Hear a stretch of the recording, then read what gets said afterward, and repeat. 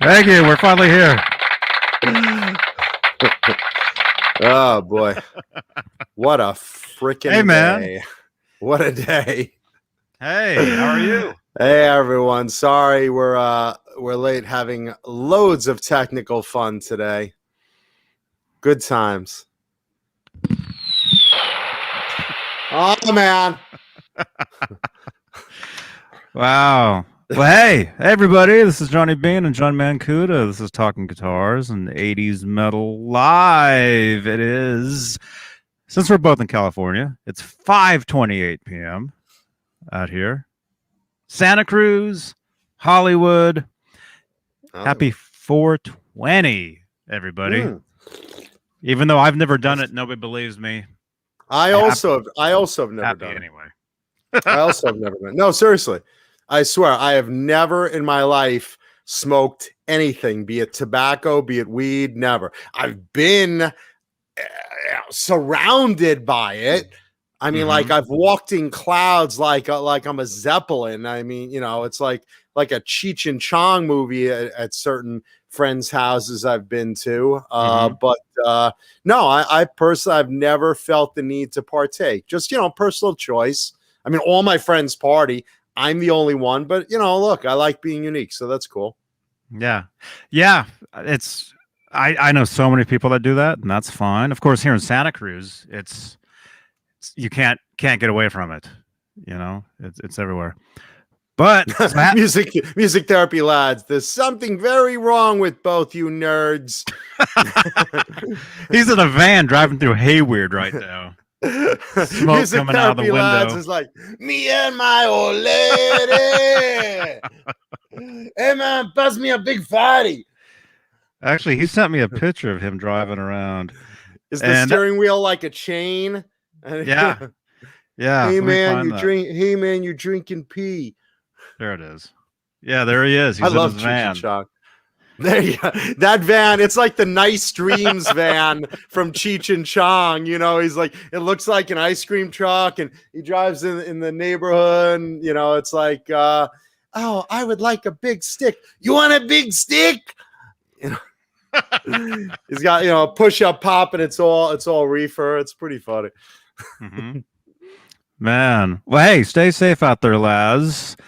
And what else? If this is your first time here, make sure to subscribe to the channel. Leave a thumbs up. Yeah, definitely leave a thumbs up now, because as the show goes progressively downward into the garbage, which is usually my fault, I definitely don't want to, you know, lose thumbs. So please leave thumbs up now on the video. Now's your chance before you watch the content. Yeah, and let's say hello to our executive producers here on YouTube. Bosses. Are they here? The big bosses? Charles Green. I see a few of them. Wayno, Joe Christian, Michael B, Thomas Santiago. I just saw your name. Music Therapy Laz. He's driving around. Bent Tom, the Chad, James Gum, David Shigemori, Michael Smith, Stephen Franklin, Dad Halen, John Moronic, Steve Ray Hawkins, Mike Neese, and no, not Jimmy Ray Hawkins. Jimmy Ray Hawkins, Mike Neese, and Steve Carmichael. Steve Carmichael. That's the top tier of channel membership here on Johnny Beane TV on YouTube. If you'd like to become a channel member, click the join button below. It's right below that thumbs down button. Currently at 3. Thank you so much. If we can get an eraser. Yeah, well, it's Black Salami and Renus and anyone else he's imitating today. David Crosby. David Crosby, you fuck. Man. Nah, don't like the show. But Neanderthals my favorite, and he's not even here right now. Wow. Let's see what else. If you'd like to help support the channel, any super chats will change the color of the lights behind me. It's the newest in technology. It's amazing. Yeah, soon the iPhones will catch up to Johnny's Guitar Emporium over here. Hopefully your iPhone, when it rings, will change color the same magical way that Johnny's guitar closet does. So we'll see. Mm-hmm. See how it goes. And we're also currently live on Facebook, Johnny Beane TV Facebook page. And hey to everyone on Facebook. So make sure to leave a like over there and leave a review. It can be about these shows. It can be about anything on the channel. And we also have Facebook stars on the Johnny Beane TV Facebook page. Yeah. Help support. And we are live on the Van Halen 1974 to 2020 Facebook group, where I predict by Friday we'll be at 50,000 members. Nice. Just watching this episode. Yeah. So make sure to like the page, and finally, this is also a podcast, so you can listen to these shows over on, where is it? Spotify, iHeartRadio.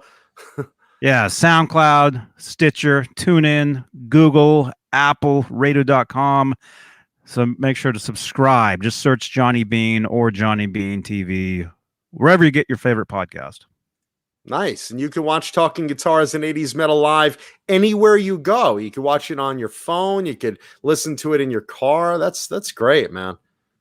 We're spreading the love. We're spreading the love. Music Therapy Laz is doing. He's currently driving on 880 through Hayward, listening to us. With a big banner on the side of his truck. Talking Guitars and 80s Metal live. Nice. Thank you, Laz. We appreciate the promotion. He's lost right now. He's in the worst part of town. He's looking, rolling up the windows and locking the doors. Guys coming up to him at the stoplight. What's in the van, man? I smell something good. What's in the van? Not making reefer deliveries or nothing. Not delivering weed or nothing. Let's see. So with some technical nightmare, I finally got my chat up today. So let's see who's in the chat. We got Renus Pinkle, who's smelling poop. Nightbot in the house. Vistalite 1972. My girl Sandra Picorni. Picorni. Picorni. Picorni. I love you long time. Why do you always do that laugh? She doesn't have a laugh like that. Sandra's got a good laugh. Let's see. Andrew Seviers. Let's see who else we got. Browns fan. Janice Lala. My girl Janice. Chris Bevan. Chris, what were you asking me about cars? I saw something as I was trying to set up. CK in the house. Music Therapy Laz. Thrash Metal and Fun Riffs. Thrash Metal. You don't watch Fruitcake Tony? You should. Freaking really good shows. A lot of fun. Charles, I sometimes appear on them, so that's the sign of lack of quality. But when I'm not on, you should really watch them. Alice Martinez asking about Neanderthal. Neanderthal had to take care of some business. Maybe he'll show up later. We're not sure, depending how late he runs over. But we'd love to see him if he is. If not, we love him dearly anyway. My boy Paulie. Let's see. Charles Green, executive producer Charles Green in the house. The original Paramutant. How are you, brother? Steve Carmichael, David Shea Gomery, both executive producers. All the bosses are here. I'm starting to sweat, Johnny. I think I'm going to lose my job. Everybody that's a producer on the show or a channel member, their name is in green in the YouTube chat. They get access to custom emojis. Like John. Better than free candy on Halloween. Yeah, they like could put emojis of our faces and have a good time with that. Let's see. Stephen Franklin Halface, who is so high. Well, it's the day for it, man. Absolutely. Black Salami in the house. Always an inspiration or a perspiration or masturbation. Michael Carver in the house. Love your peanuts. Thank you. Browns fan. Thomas Santiago. James Gum in the house. I know I'm reading everyone twice. I'm sorry. I have pollen in my eyes. It's been driving me crazy the last few days, driving me nuts. and like I'm itching, and my eyes are swollen like golf balls, and it's blurry, and if I'm totally blind by the end of the show, I wouldn't be surprised. Let's see. Michael B. I don't Six remember Chick there 71. I'm talking here. I'm talking about names. I don't remember valued viewers or channel members. That many trees around there. Yeah, what are you talking about? I'm surrounded. I got trees right outside my window. So if anyone wants to watch me get undressed, because certainly that's the draw of the town, climb the large tree next to my my building. It's you know, I'm at the top floor. 6 Chick 71. Let's see. Who else have I not mentioned? Brendan Buttcheeks. Who else? Everyone in here. The original Paramutant. Murph Murphy. Hey, Murph. Majestic PB&J Cat. Good to see you, brother. 2 brain cells named after me. Let's see. Trying to do this blindly here. Mr. Hellstorm 74. I'm probably repeating everyone's name. KXM Rock. And everyone else. I'm not going to spend the whole show reading, but everyone else. Everybody. Welcome. Dwight Bailey. Everyone else. We love you. We're glad to have you. We're glad to have you here with us. Yeah. It's a slow news day, so I know you got nothing else to do and nothing's going on, apparently. Mm-hmm. Actually, well, I mean... That's sarcasm, Johnny. It's a New York thing. Oh, okay. Yes, it's a historic day. It's not a slow news day at all. Yeah. In fact, it took up a lot of my day, but yeah, so did technical problems with my damn setup. So, and yes, CK brings up an interesting out of the gate. Ted Nugent has COVID, and changed his tune pretty quick from it's a fake virus to I feel like I'm dying. All right, well, I'm not one to say I told you so, Ted, but we told you so. You got the COVID fever. Do do do do. COVID fever. Do do do do. No. Well, we hope he's okay. Anyway, of course. Of course. Yeah, and thank you, Cutting Heads. Yeah, no, it's never good. Look, get vaccinated. I got my shot this week, so I'm up shot number 1. I got the Pfizer. I'm a happy camper, and my arm drank it like a $2 whore drank a load. So I'm very, very, very happy, and you know, in the countdown to hug my dear mother, my beloved Mama Kuda. And let me give also shout outs. Let's see who else is watching. My friends, the Mansfields, Mike and Kat, checking us out. My buddy Mike, my friend Gail, and a lot of other people. Alice Martinez got her Pfizer short. I short myself. How did it feel? It didn't hurt a bit. No side effects, nothing. You know, they say the second one, you might get some side effects for, you know, if you get a reaction, just like light stuff, like you feel like you have a heavy cold for 2 or 3 days. But you know what? It gets us back to live music. I want to get back to live music. I want to get back to real life. I want to visit my mom, who, by the way, I know you're watching, Mom. I'm not going to get into details. You know, my mom went through a lot. We lost my dad, but you know, my mom is having some health problems, and I want everyone out there every week to send prayers and positive thoughts to my mom. Okay, so it all helps, and I really appreciate it. It's a big deal, and you guys all know how much I love my mother. So, Mama Kuda, who you're watching, you're on a countdown to finally seeing your son. And she's like, oh, no, he's going to eat all my food. Yeah, I hope he doesn't visit that soon. Oh, I don't need that. Yeah. So, and thanks to everyone who sent me private messages, about my mom and her health and what I'm going on with my health, which I also won't get into. But thank you very, very much for everyone's help. And everyone's prayers and positive thoughts. I appreciate that. It's been a rough time for my family. So you guys all know how much I value you out there. Everyone who watches the show, I treasure.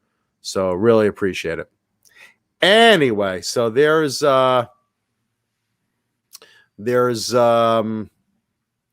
what's going on with Ted Nugent. So we hope he has a good recovery, Yeah, of course. I mean, no matter what you think of him, Yeah, I mean, and again, I love his work. And some people love him and some people hate him as a person, and that's okay. We're all allowed to have different views. We're all allowed to have different opinions, and that doesn't mean we can't all be friends and hang out and rock out and pop one open and just chill together. Those little differences do not make or break friends. I have friends with all sorts of different views. And Cheech is asking, what is today's? No, not you, David Crosby. Whoa. There's a difference between having different opinions and David Crosby. See, David Crosby, I don't mind taking the David Crosby voodoo doll and jamming a voodoo pin into his eye, or his crotch. My groin. See, because David Crosby is an out-and-out prick. So I have no love for David Crosby. I don't care about his opinions. He's a dick. So let's just keep things in perspective. I hate you. Yeah, let's keep things in perspective. We can all have different opinions and different politics and different viewpoints, but no, not David Crosby. There's no love lost there, kids. So anyway, so you guys were asking about my t-shirt this week, because as a lot of you guys know, I bought a bunch of cool t-shirts a few weeks ago. I've been breaking one out every week. This week's badass t-shirt is one of my fave heroes, Firestorm, the Nuclear Man from DC Comics. Brilliant creation of Al Milgrom. If you guys are familiar with 70s comic books or 80s comic books, I love Firestorm. So badass. That is my t-shirt this week. Cool. nice. So I'm a through and through comic book geek. Proud of it, boy. Yeah. Yeah, he's not kidding. He's not kidding. I've been there. He's got boxes. Comic books everywhere. There's boxes of comic books everywhere. Yeah, this is why I haven't been laden over a year, because it's not a matter of being heartbroken from my last relationship. It's all a matter of I need more time to catch up on my reading. Mm-hmm. Yeah. So that's what that is. Let's see what else. Looking in the chat. Do I have a good show and tell guitar for you tonight? Let me see. I'm kind of fond of it. And your clue. Let's see. What's a good clue for that one? It's not Tiger King. So there you go. But it might be someone Tiger King dates. Very exciting. Yeah, very exciting. No, that's a cool one. All my guitars are cool. And thank you, Sandra Picorni, saying, Mama Mancuda, we all love you. A lot of love in the chat for Mama Mancuda. Tubesupio. A lot of people in the chat. Thank you. My mom loves everyone. She watches the show religiously. against her better judgment, because I usually get a call first thing in the morning. Why did you talk about me loving big black cock? What's that all about? Oh my gosh. Yeah, no, it ain't easy, kids. It ain't easy. I get those phone calls. It's like I know when I get that phone ringing, I see Mama Mancuda on the caller ID. I know exactly what the call's about. I'm like reviewing in my head. Okay, what did I say about her on the show last night? Dad ate a waffle out of her cooch. The time I walked in on them having sex outside. What was it? What was it? And she got like a list to remind me. She like writes it all down. It's like, well, first, your father never ate waffles, much less out of my hoo-ha. That's number one.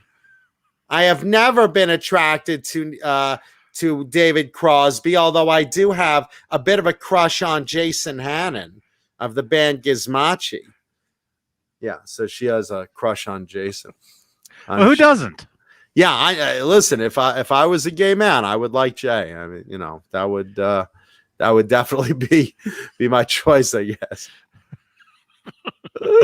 and then what's really funny is she'll compare notes about Saturday's show and be like, I like this joke Paul made on Saturday. And I'm like, oh, okay. And I'm like thinking back, I'm like, what was that joke he made?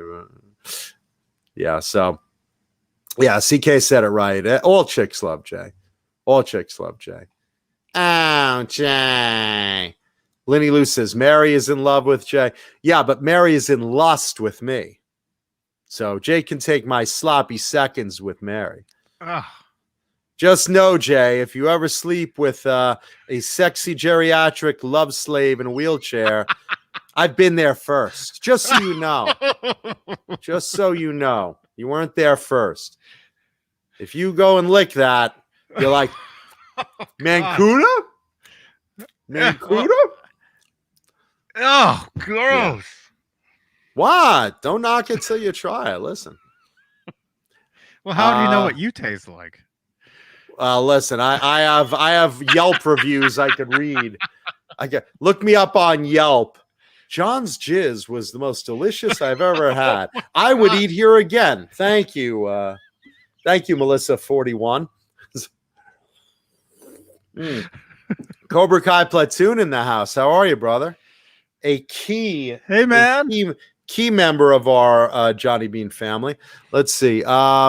Music Therapy Laz wants to know, did I get the Crystal Planet comic? I did not. Here's the thing. I get all my comics in New York. So until I go to New York, they're just piling up there waiting for me. So I have shitloads of comics here, but I don't have anything within, since the pandemic started, because I haven't, gotten anything from that store. But I love it at Fourth World in Smithtown, New York. I love that place, and they're terrific over there. Plug. So that's where I get most of my comics. Fruitcake Tony wants to know, do I know Southern Cross isn't on my playlist? A lot of things are on my playlist, brother. Right now the thing, let's see, what was I listening to recently? Svengali. This is one of those fringe 80s now we're going to talk about music. This is one of those fringe 80s bands. Yeah. God, is that you? No, this is one of those fringe 80s bands that you probably never heard of, but check it out. Look up this song, Under the Influence by Svengali. I think it's, let's see, Svengali or something like that. It's the old hypnotist. Spelled JOHNBL. JON. Yeah, but you can look it up on YouTube. You don't need to put up the John Biel signal. The man's probably relaxing, enjoying the show, eating a donut, and he's like, oh my God, I gotta look something. He doesn't have to look that up. I know what we're talking about. It's okay. Speaking of John Biel dancing around the kernels, is that what we were talking about? I got a package of kernels today, so thank you so much, kernels. Oh, I would love to see John Biel's package. Delicious Colonel's popcorn. Obviously, jumping in the middle of my story. Go to Colonel's Gourmet Popcorn website and check out all the delicious offerings they have, including candy, and they have sour candy, they have nuts, they have chocolate covered treats, delicious Colonel's popcorn, and mention Jay Hannon or Johnny Beane and get more product. Get a bigger package of popcorn or two. And I'm addicted to the movie popcorn. That's the sound you make after delicious Colonel's popcorn. Oh, it's amazing. I'll be having some tonight. Yeah, I need more movie popcorn. I'm out. I'm loving that stuff. I really do. Let's see. Thrash Metal says, last comic book I read was Archie and Donald Duck, Metallica, Megadeth, Motorhead, unauthorized rock and roll comics. They did a bunch of different companies have done rock and roll comic books telling the history of Metallica, Megadeth, Iron Maiden, Priest, Guns N' Roses. I mean, you name the band. Van Halen. I had the two Van Halen ones. Do you? Different companies. Revolutionary Comics did one. There's another company doing them now, Rock and Roll Comics. So, but you could find those on eBay. They're a lot of fun, and they're usually pretty informative. I mean, they're usually well researched, and they're a lot of fun to learn about your favorite bands. They have a lot of stuff, everything from Bon Jovi and you name it, they probably have it. But back to Svengali. Yeah. Svengali was one of those, again, weird bands. You probably didn't hear them. You might have seen them on Headbangers Ball at one point. And they were really cool. But look up Under the Influence on YouTube. Svengali, Under the Influence. Check that song out. That's your homework today. You'll love that song because I do. It has one of those driving rock melodies that just really kind of makes you bang your head and, stomp on the gas pedal. If you happen to be driving around, let's say, like Music Therapy Laz. Just like Music Therapy Laz. Just like Laz. Michael Carver wants to know, what strings do I use? I like the Ernie Ball 9s, the Slinkies. And it's not just because the pack happens to be pink. It's just a coincidence. But I just like the feel of them. I used to play... let's see. I started with GHS Boomers, and then I went up to Dario. What do they call those? Right? Yeah, I know strings. But then someone turned me on to Ernie Ball. I never looked back. So the Ernie Ball 9, the pink pack, the Slinkies, I think they feel and play so good. I love them. Do you use the same gauge on every guitar you own? I use 942s, but I have some that I've gotten, and I'm real lazy like this. I get a guitar, and if it has 8s on it, I'll play it with 8s. And if it has 10s, I'm like, okay, why does it have 10s? Is, at the neck tension or something, or, whatever. And I'll play it like that. So most of mine, and always when I have them set up, because I don't do my own setups, I take them to a guy out here in Hollywood. I always have them use those Slinkies, those 9s. But if it comes on the guitar and the strings are still, really good and they don't need changing, that, because I keep most of mine in cases unless I'm, I have them out to play. Which saves your strings, basically. When you have a lot of guitars, you want to save your strings. But basically, I have I usually just keep them the gauge they come in. Most people have them in 942s. That's what I play anyway. And if they have them a size up or down, if it's still comfy for me and I'm not doing another setup, then I'm good. Cool. Oh, let's see. Go ahead. I use anything Floyd Rose. I use 9 through 42. Anything regular Fulcrum, Fender Tremolo, or what was that, Scrotum? Or non-trem, I use 10 through 46. My mother's thinking right now, I like the big 9. What are you talking about? I think she's in here. She's not really. Is that her? That's not my mom. The one. That's not my mom. The model. Let's see. Cobra Kai brings up the Johnny Beane Halloween special. If you guys haven't watched the Johnny Beane Halloween special that we aired last Halloween, go on YouTube later and check it out, because it's probably one of the funniest things we've done over the years. And it's really fun, and we're gonna do it again next year or this coming year.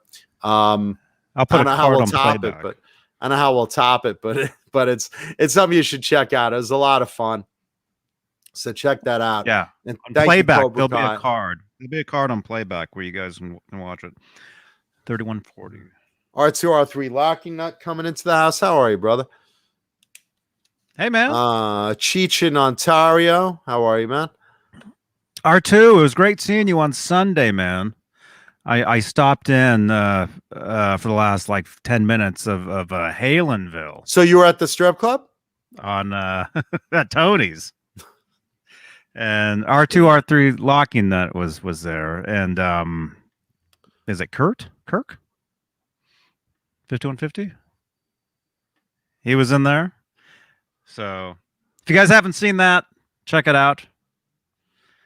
And I'm trying to share this on Instagram stories right now. And thank you, Lenny, Lou, and Mary. Thank you for the nice words. Fruitcake Tony, Bang Energy Drink. Yes, Bang Energy Drink. Delicious Bang Energy Drink. I am drinking again. Delish Strawberry Kiss, which is their newest flavor. And I have to admit, this is like a favorite of mine now, because I like strawberry, and they came out with another one earlier, like a year ago, that I promoted on the channel. But this is even better. This one really has a nice sweet strawberry taste. I really dig it. So thank you, Bang Energy Drink. Jim Nicholas had the original Howard the Duck comic books with Kiss in it. Yeah, for those that don't know, and again, Paulie and myself always talk about Kiss because we grew up with Kiss. Kiss is one of those bands that you saw as like, you know, superheroes and, you know, the gimmick. I mean, they were like, Kiss wasn't just music. They were a life. It was a circus. You know? It was like a rock and roll circus. Yeah, they're entertainers. So they covered all sorts of fun things across the spectrum of entertainment, including being comic book heroes in Marvel. And I will mention Mickey Newman. Greetings from London. Thank you, brother. Nice to see you. Hope all's good. Hey, sorry about what's going on with football, as we know it in America, soccer over here.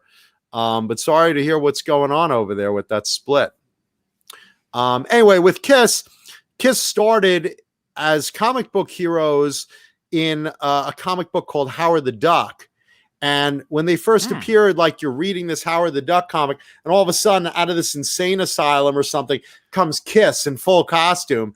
And then Marvel gave them like a couple of other magazine comic books, that they published. And one of them they printed in ink mixed with Kiss's blood. So Kiss basically took a pint of blood each, drew it live in front of the media, and poured it in the ink vat so that Kiss's DNA is in your comic book. And Gene probably like jizzed in there too. So there's probably a lot of DNA in those comic books. Those pages all stick together. But I thought that was kind of cool. Let's see. I actually have. Let's see. That's really cool. You have one? Who in the chat has one of those? Let me see. I think I have, as I knock things over. Let's see. Is it in here? One thing. Yeah. Okay. I'll show you. I have a trade paperback of those comics in front of me, so I'm going to look it up real quick and show you. As a kid, tell me this wasn't badass, because you're reading a comic book, and Howard's in the insane asylum. So here's Howard the Duck, and he's in this insane asylum. There you go. Right? Oh my goodness. Yeah, and then who does he meet? Who does he meet in the insane asylum? But they just come out over, and here's your first appearance of Kiss in comic books. How's that? Oh, wow. It's pretty cool, right? Wow. Now we know. Coming at the doctor. Now we know where they came from. Yeah. So that's pretty neat. And ironically, like, I think it was the same year. Here they are again in the beginning of the next issue. Cool, What year right? was this? This is, let's see, 1977. When was the first Kiss album? 73? Before then. I think 73. So it wasn't. It was just. It was like a. It was a couple of years after they got started. But were they promoting like a record in there? Well, Kiss was very hot in the 70s. So like you had Kiss everything everywhere. I mean, they were like a really, really hot band. They were coming out with like an album a year. And, you know, in the 70s, I mean, they were just peaking all over the place. You had, you know, Kiss and Rock and Roll Over and Dress to Kill and Destroyer. And I mean, all these albums and then the solo albums, they were all coming out in the 70s like at rapid speed. They were just banging them out at Casablanca. And you know, all of a sudden the merch to follow for a little kid who likes, you know, the horror elements and the superhero elements that Kiss was, you know, basically embodying. You know, here they are in your favorite Marvel comics that were real popular then also. And then the dolls came out. You know, you saw TV commercials for the Kiss dolls, you know, as a kid, and it was like, oh, gotta have those, you know, and all sorts of Kiss lunch boxes, Kiss t-shirts everywhere, and merch. I mean, nobody was a merch machine. There it is, the Kiss lunchbox. Thank you, Cobra Kai. But you understand, you know, Kiss had that element of superhero. It was that popular that on NBC, Kiss had the special Kiss Meets the Phantom of the Park. Now, while it wasn't like any masterpiece of storytelling, it was, you know, just a sign of how popular they were, that on prime time on one of the big three networks, because then you only had, you know, ABC, NBC, and CBS, really. There was no Johnny Bean TV yet. There was no Johnny Bean TV yet with all its great programming. But think about this, you know, imagine a band right now today getting a primetime special movie about them, telling, you know, like a story. It wasn't like a history documentary of Kiss. This was a story. You know, this was, oh my God, there's, you know, a villain in the park and only Kiss can solve it. I mean, this is primetime major network television in the 70s. This is how popular, you know, they were at the time. So to see them in a comic book, a Marvel comic book, which were, you know, arguably the cool ones of the day, you know, that's a big thing. Let's see. Just looking in the chat. Sorry, guys, just catching up a bit. I'm slacking in my slacks. How many of you guys in the chat ever have seen Kiss Phantom of the Park? Kiss Meets the Phantom of the Park. I mean, it's kind of silly, but it's kind of fun. And if you were a kid back then, I mean, you really, you know, or any age you are that you've seen it as a kid, you know, you'll appreciate that. Let's see, show. Good stuff. Nowadays, yeah, you know, David Shea Gomery says Kiss should be in the Marvel Cinematic Universe. Keep in mind, I mean, Kiss obviously now is on their farewell tour and stuff, but, you know, Kiss has done lots of comic books for various companies over the years. They started at Marvel Comics, you know, and you've had, you know, documentary comics like we were talking about earlier about other bands, including Kiss, but like Kiss Stories, a bunch of companies have done them. Even today, you can go to a comic store and see something new with Kiss on it. I mean, they're like a merch juggernaut. Yeah, they always And have been. yeah, and also at the same time, Alice Cooper had a one issue Marvel comic, ironically also taking place in an asylum where Alice gets locked up, and it's kind of funny. And check that out if you get a chance. You could probably find it on eBay for like a buck or two. You could probably get a copy. But think about that.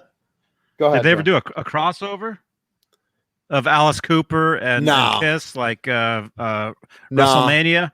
No, Alice Cooper only had, and I love Alice Cooper, but Alice only had one Marvel comic issue. And Kiss just had some Marvel action. They had 2 Marvel Super Special magazines and the Howard the Duck issues, and stuff like that. And then some documentary comics. And let's see who said it. Mr. Hellstrom 74 said the Kiss comics currently are going out through Dynamite Comics now, which is a brand of comics. But see, those are the originals. Just think about it. In the future, you could probably clone the band out of the DNA that's in your comic book. But there you go. That's the comic book that was printed in real Kiss blood. And to a kid, how cool is that? I mean, for real.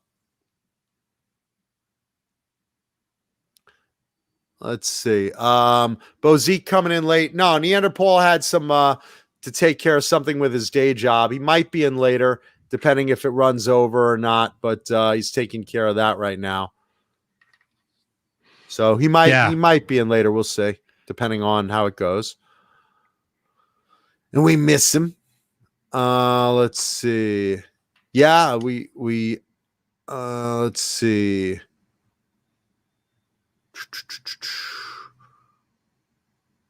Bozique. Oh, Bozique. Yo ho.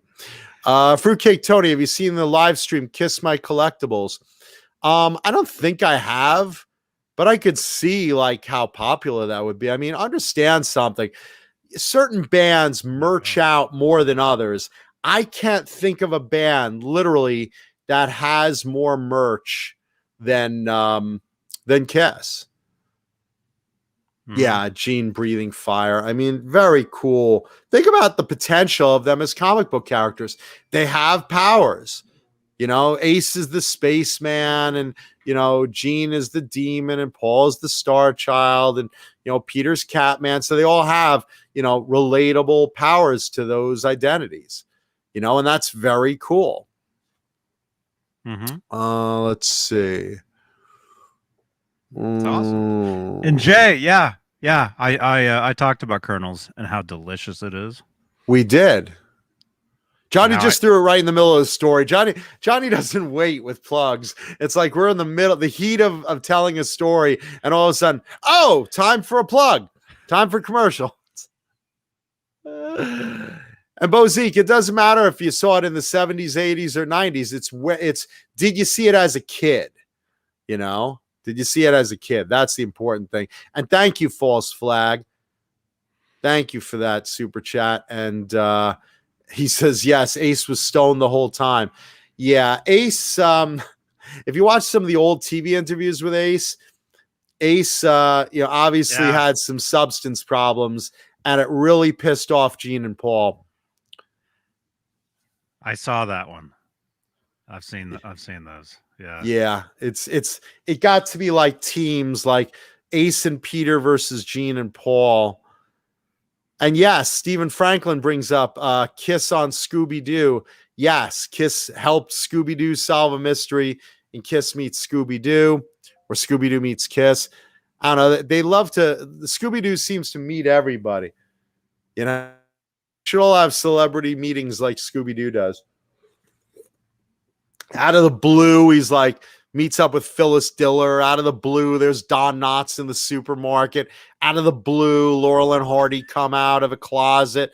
It's like, hey, gang. Stooges. Hey, gang, it's Guns N' Roses. Oh, I didn't tell you I was friends with Axl Rose. Yeah, no, because Axl would definitely hang out with Shaggy. He must be getting weed from him or something. Happy 420 for those that just joined us. Yeah, I mean, a lot of comic companies did Kiss. Dynamite's doing them now. Let's see. Just looking through the chat. Getting a lot of text messages, even though half the number's covered. It's probably my mom sending you vagina pics. Oh my God, I'm sorry. I thought I was sending it to Neanderthal. Sorry. Yikes. Let's see. Yeah, Yostinator says it best. Kiss is the Star Wars of rock and roll. That's a great analogy, because realistically, Kiss is not just a band. They're a brand.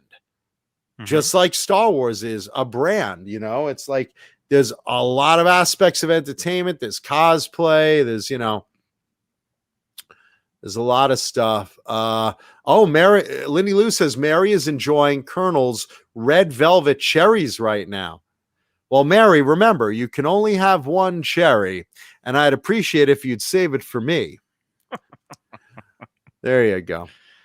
Let's see. Yeah, Bozique brings up Todd McFarlane. Todd McFarlane made these incredibly detailed Kiss action figures. Johnny, bring those up on the screen. Google Kiss action figures.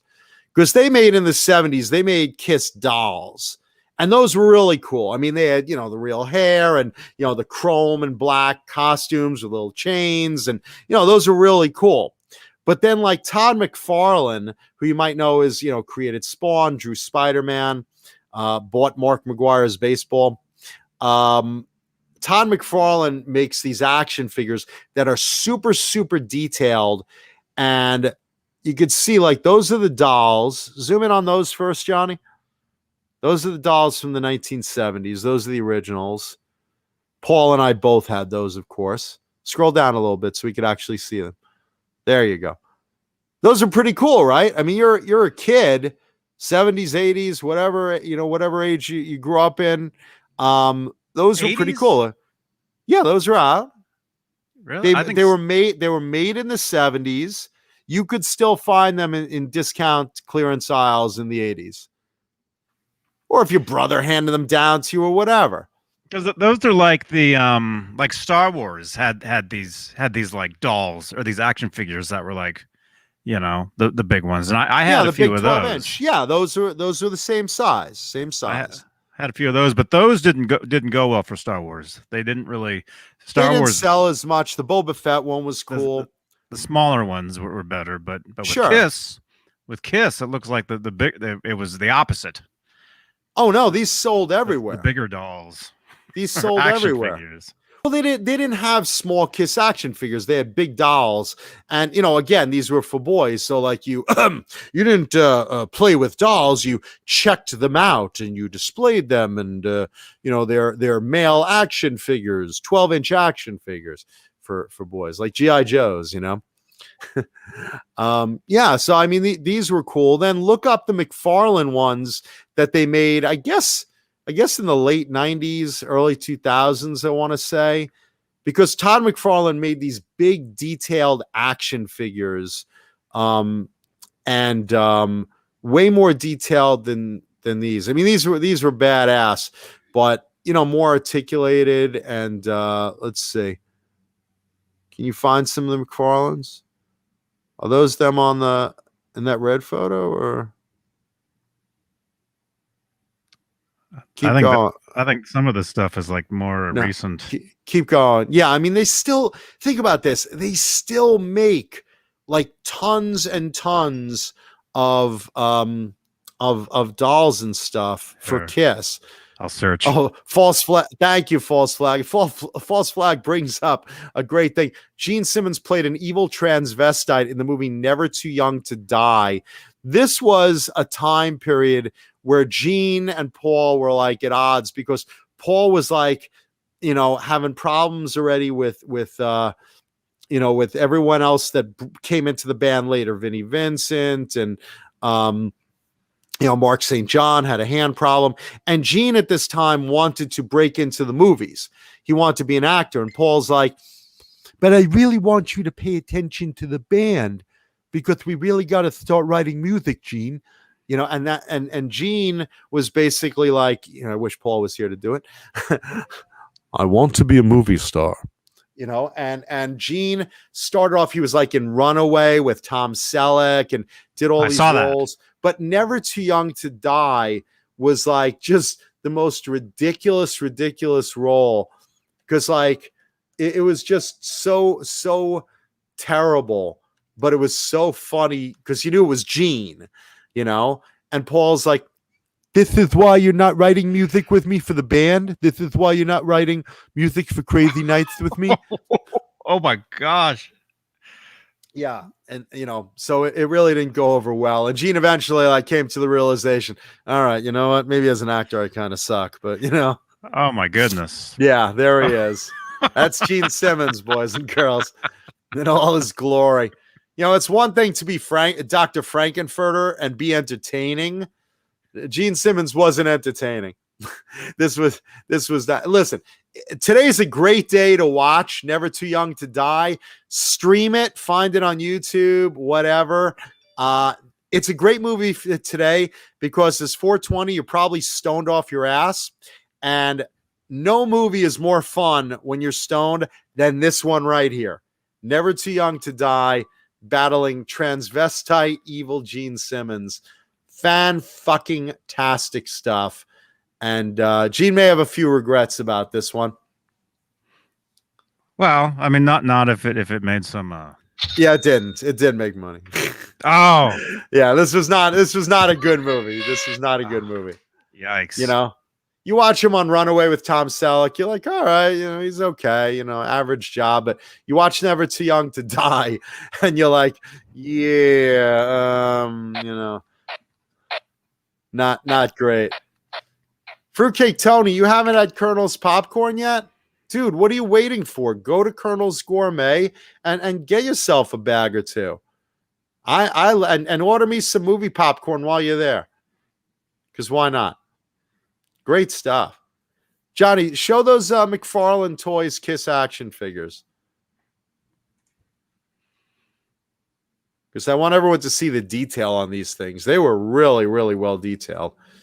And yes, Mr. Hellstorm 74, those giant ones were made by Mego, who did all the 8-inch superhero dolls in the 70s. Planet of the Apes dolls, Star Trek dolls, all those cool 70s dolls.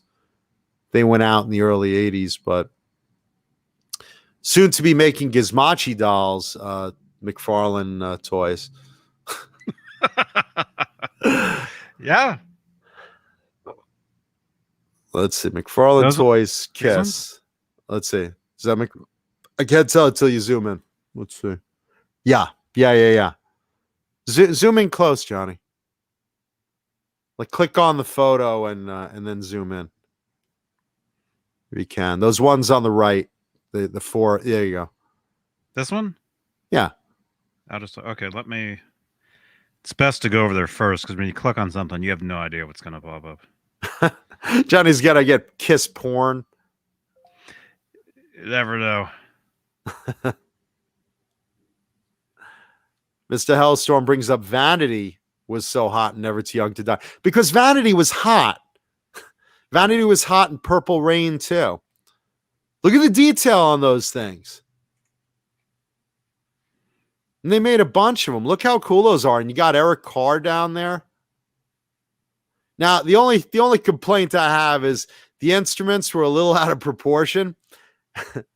If you look at that Blue Ace Frehley guitar that's like the size of a refrigerator, they could have done a better job in the guitars that they came with. But that aside, I mean, look at the detail on those. You can't even see them as good on the show, but they're really, really good. Wow. Did you have some of those? I did not. I mean, I've checked them out. You know, I've played with them. I've checked them out, but I had the original ones. I had the 12-inch Kiss dolls, but I never had those. Mm-hmm. Do you still have the originals? No, I've sold them, bought them again, sold them again. I mean, I never had them, you know, as a little kid. I bought them as a teenager, and you know, I bought them like just because as a Kiss fan I liked them, but I never had them as a little kid. So, you know, I basically just like, you know, I played with my friends and whatever. But if I had them as a little kid, I probably would have just kept my originals. But when you get them late as a teenager, it doesn't matter. You can buy them, sell them, buy them. I'll probably buy another set at some point, you know. Mm-hmm. And David Shea Gomery brings up the Alive McFarlane figures. They did a bunch of series of these Kiss figures. They did like Kiss Alive. They did Kiss Creatures of the Night. I think they did like one set per album, you know. So I don't know if did they do a Vinnie Vincent set, or did he just not show up? Was he late to play with the other dolls? Did he stand up the other dolls as Vinnie Vincent does in real life? Thank you, Mikey. Was he a transformer? Mikey Newman. Hello, Newman. Hello, Newman. Thank you so much. Likes to play with his Mancuda dolls. Oh, those are the blow-up ones with vibrating anus features. Those are great. Those are in the Johnny Bean store. Somewhere in the back. Johnny, check your phone. Bozique just said he texted you a photo of some McFarlane Kiss toys that he has. Yeah, I mean, I guarantee if you're a Kiss fan, you bought merch. I mean, I know as a kid, I had a double platinum poster. I won in a record store, and I was super jazzed. You know, that's this picture right here. No, it was a poster for the album Kiss Double Platinum. So like I won that, and I had like, you know, Kiss, you know, t-shirts and the belt buckle and all sorts of shit. And, you know, my friends had Kiss dolls. So here's the thing. When you grow up poor, which I did, you know, you go to your friends' houses and you see what toys they have that you can play with, and you get the rest of them. So like with Star Trek, for instance, like I got Dr. McCoy because my buddy had Captain Kirk, another buddy had Spock, another buddy had Scotty, another buddy had a Klingon. There you go. So, you know, so if one of your buddies has the Kiss dolls already, you just go over his house and you play with his. Yeah, just break his. Yeah, just break his. Yeah, there was one kid, I remember this little kid came over my house to play with us, and you know, we were all playing like, I don't know, like Battlestar Galactica or something, and he grabs like my Mego Hulk doll and throws it across the room, and I was like, I just sat the kid down. I was like, all right, man, let me tell you something. I don't give a frog's fat ass how you treat your toys, but if you want to throw my toys, I will put you through that fucking window. And the kid's just looking at me like, okay. It's like, you don't throw my fucking toys across the room, man. You treat my toys with respect. Break your own fucking toys. Let's see. Cobra Kai Platoon. My Gene Simmons Kiss doll spit fire once on my sister's Ken doll, melted half of his face, and took off with Barbie and her country camper. Yeah, Gene used to drive up and go to my cousin Stacy's Barbie dream house and have like an orgy.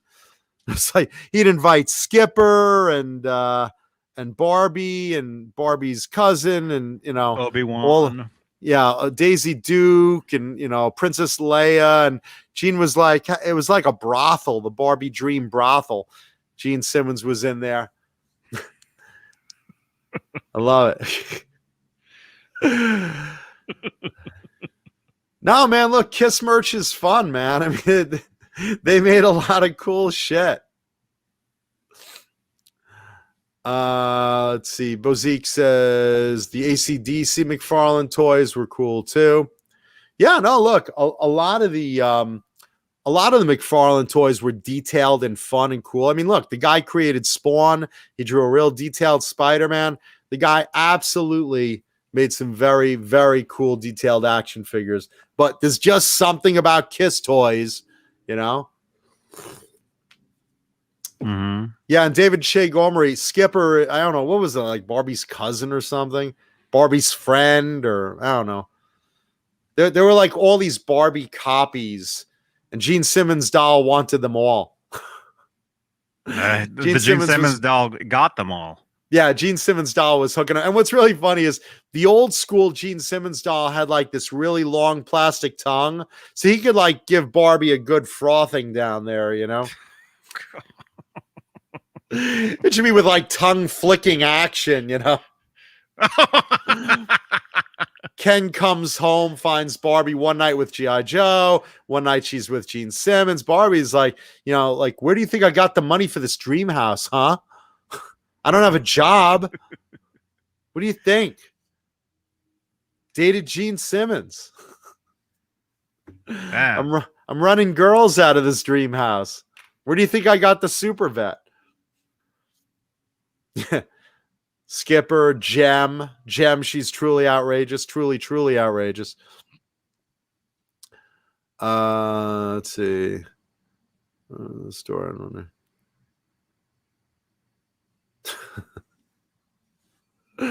Bozique.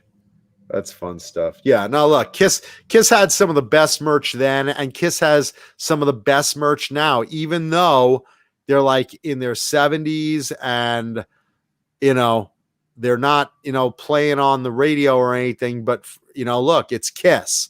They still fill up, you know, arenas, and they still, you know, tour, and they still sell records and their past records, and merch is cool. And vintage merch, holy shit. There are, you know, like Fruitcake Tony said, there are shows dedicated to weekly looking in people's Kiss collections. And look at Gene Simmons' Family Jewels, the reality show.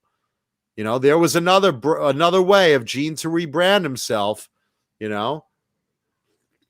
Mm-hmm. Kiss knows how to make money. Paul and Gene have big houses and lots of cars for a reason. Because even today, someone will discover Kiss, and there's a mystique about them. There's a timelessness about them, you know. I mean, sure, you look at, you know, the 80s Kiss, it was, you know, a little more pigeonholed time-wise.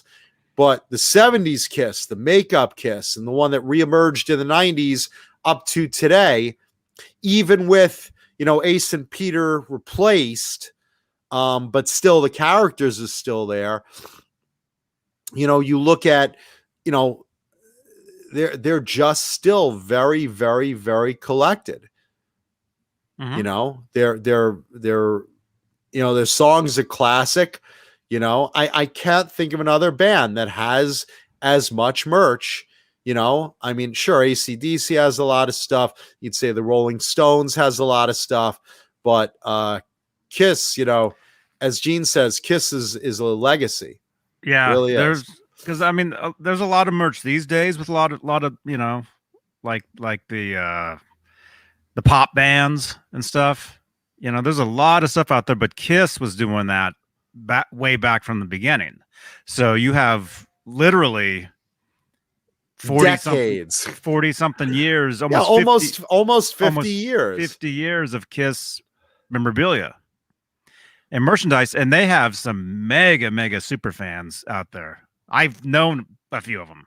Oh, so have I. So I still look, you know, Paulie and I love Kiss. I mean, I don't decorate my house with it, but I have a lot of Kiss stuff and all the albums and imports. And I see some shit like there. that. I see. Yeah, there's the catalog for the Kiss auction right there. Let's see, where is it? Right there, right there,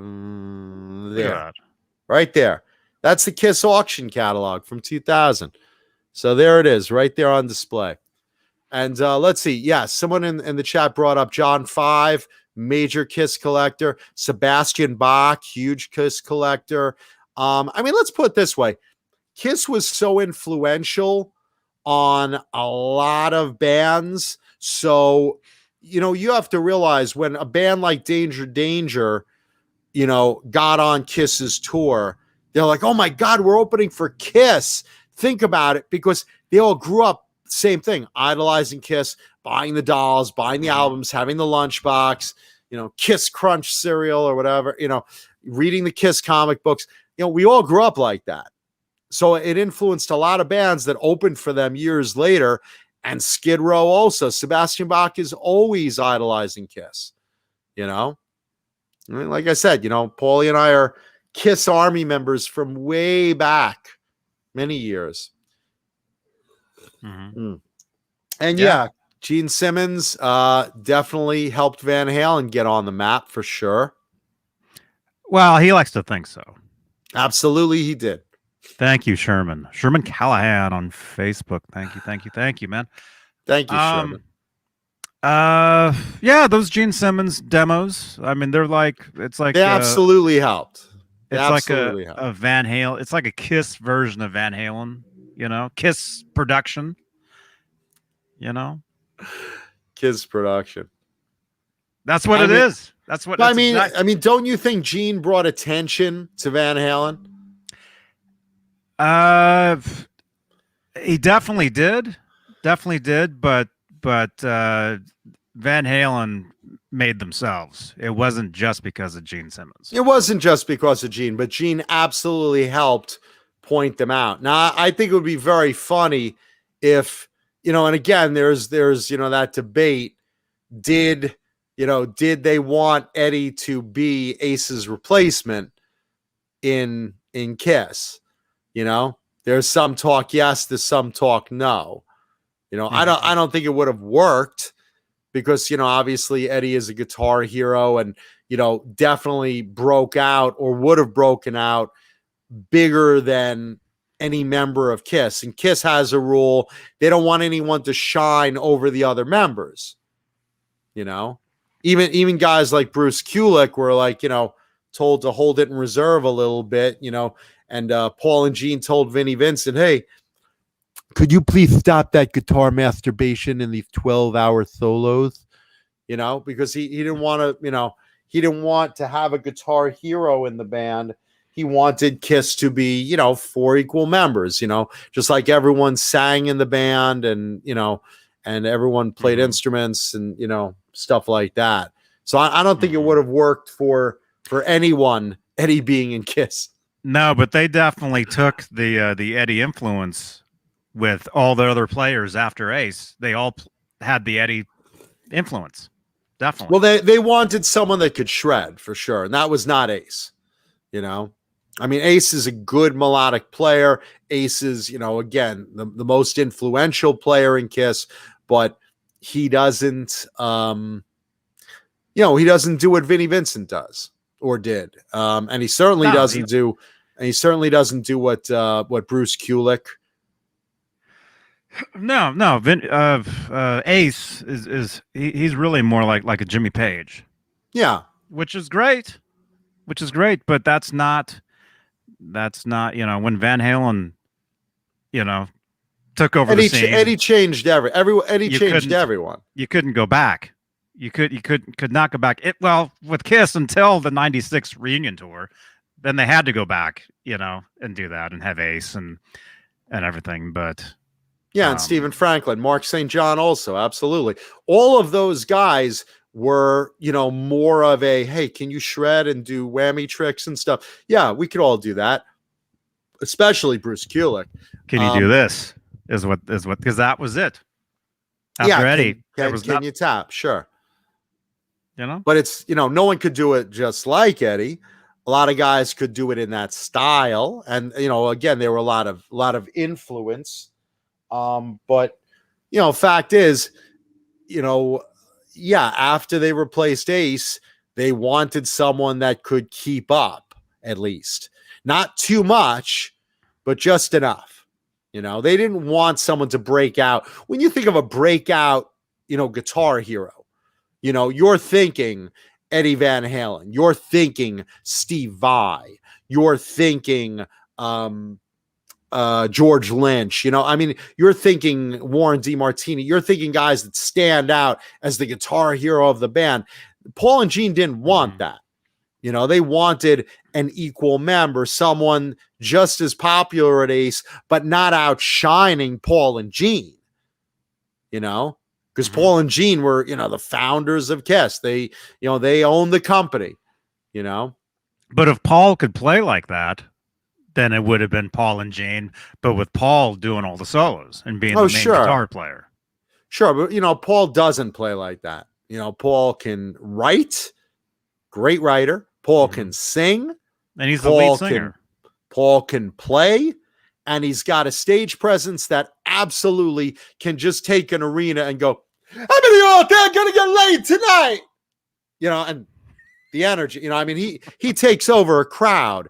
That's what Paul Stanley does. I mean, he knows how to work an audience,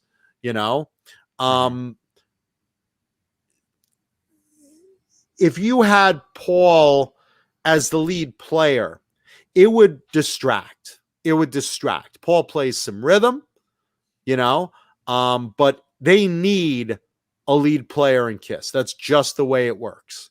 That's the formula they have. That's what works for them. So, there you go. But the image of the band is the 4 characters. Absolutely. It's the 4 it's the superheroes. It's that image. It's it's the makeup. That's the band. I mean, the fact is, you look at the Vinnie Vincent era, and make no mistake, I stand by this. Vinnie absolutely saved Kiss. By the end of the 70s, when Kiss, put out I Was Made for Loving You, and it was a disco hit, and people were, tired of, Peter and Ace, rebelling against the band, and then they got Eric Carr in there, and, it didn't have the same appeal. Kiss was losing their audience. They needed something fresh. So when they took off their makeup and they, put out Creatures of the Night, put out Creatures of the Night first and then took off their makeup with Lick It Up. That was basically Vinnie Vincent saving that band, because you already lost Peter and now you were losing Ace, and, people like, well, Kiss is over. And now they're taking off their makeup. So they needed a real drastic change. Vinnie Vincent gave them that drastic change. Vinnie Vincent changed their music. He was a great writer. He was a great player, a bit of a show off in, hey, I could, hit 1 million notes a minute. Okay, we don't need you to hit 1 million notes a minute. Just play good melodic songs and stop showing off. But, that's why Vinnie didn't last long in the band. But the fact is, when the makeup came off, Vinnie had a different look. Vinnie had a different attitude. And more importantly, Vinnie brought a different sound to the band, a more modern, shredder sound that went with that 80s hair band rock that Kiss was now transitioning into, Even though they kind of pioneered that. They had to kind of change it, the scene. Earlier bands pioneered glam rock. I mean, the New York Dolls and Hanoi Rocks, and there were other bands that had that going on, but Kiss basically pioneered, along with Alice Cooper, showmanship. That making it more than just you're going to see us playing our songs. This is an event. This is a show. This is an experience. Yeah. You're going to see Kiss spit blood, breathe fire, fly into the air, swing across the audience, pyrotechnics, just all that stuff. That was the big appeal of a Kiss show, because it was a show. It was more than a concert. It was a full entertainment experience. And that was really the big deal about it. And that's a big thing, so think about that. And thank you, Sandra. Yeah. Hit the like button. If you're here, you might as well. It doesn't cost anything. And subscribe, because what are we at, Johnny? Like almost 1 million subscribers for the channel, right? Almost 1 million? Getting close. Okay, cool. Very cool. close Yeah. to that. Yeah. So please leave a thumbs up on the video while you're here. Why not? Anyway, so Kiss had a whole immersive experience, and that was something them and Alice Cooper also, brought to you. Alice Cooper, you were watching, costume people come together and, on stage, giant dancing spiders, and Alice Cooper, getting set into a guillotine and chopping off his head and then coming out. And no, literally, this is part of the Alice Cooper show. I mean, they called it the Alice Cooper show for a reason. You were going in, and there was a lot of stuff, Alice in an Iron Maiden, Alice, on a rack. I mean, this was, some fun stuff. You were combining like, horror and showmanship and stuff like that with the music. And that's what made it an event, and Alice is still amazing. David Shea Gormley brings that up. Alice is still the best show I ever saw on Real Shit. And he has a good way of picking up good guitarists. He has really good taste in guitarists too. So that's a big deal too. My buddy Mike Murs checking in. How are you, brother? Hey, welcome, man. There you go. So I gave you a shout out earlier. Knew you'd be along. My mother's like, "Oh, he's long? Really?" I'm single now. Yeah. What was that? A half boner? What is your box dying? Your box is dying, isn't it? Your sound effects box. All right. Yeah, I have the full boner effect. Listen to that. That's like a 12-inch dong. And yeah, David Shea Gormley. Currently, Nita Strauss is his lead guitarist, and she is fucking terrific. Nita Strauss was in the Iron Maidens, and Alice Cooper picked her up and said, "You're going to go far." And he was right. She's a terrific player, has a signature. What was it? She have a signature Ibanez guitar? Ibanez, yeah. Yeah. We talked about it the other day. Yeah, she's great. Lenny Lou's talking about her box. That's good. Oh, my goodness. I'll just crawl up in there. Alice Martinez is asking, what size does it take? Lenny Lou's box? I think it could handle a big 10-inch. I think it could. What do you say?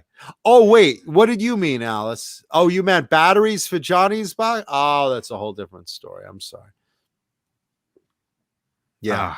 My mom's like, I have a lot of toys that are taking batteries too, and they're also running very low lately.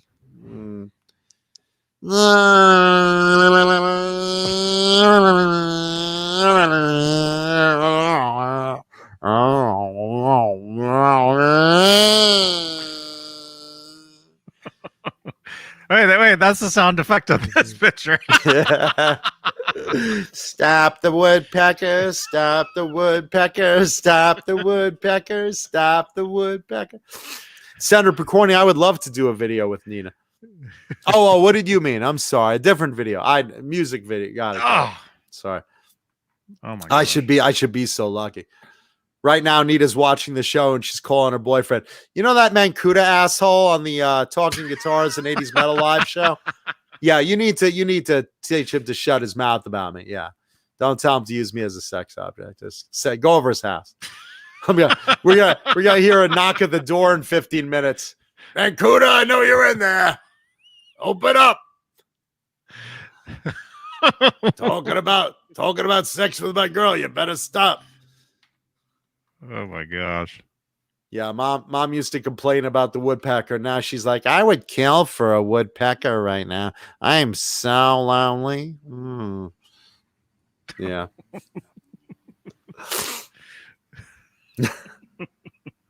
I'm going to get a hell of a phone call in the morning. From everybody. Yeah, I know. Right now, I'm gathering a list. Even David Crosby is like, got to call Mancuda tomorrow and tell him how bad the show sucked last night. Meh. Yeah. No Neanderthal, not a good show. And even with Neanderthal, not a good show. Fuck you, David Crosby. David Crosby, not a fan of the Johnny Beane channel. Thank you. I wonder why. I wonder why. That's all right. I don't think I'll be going to a Crosby, Stills, and Nash concert anytime soon anyway. Yeah. So, Johnny, did any of those Van Halen guitars at auction sell last week? Jabiel. What was the what was that site? Gotta have rock and roll. Gotta have rock and roll. Gotta have. Here we go. Let's see, because I never heard of that auction house before now.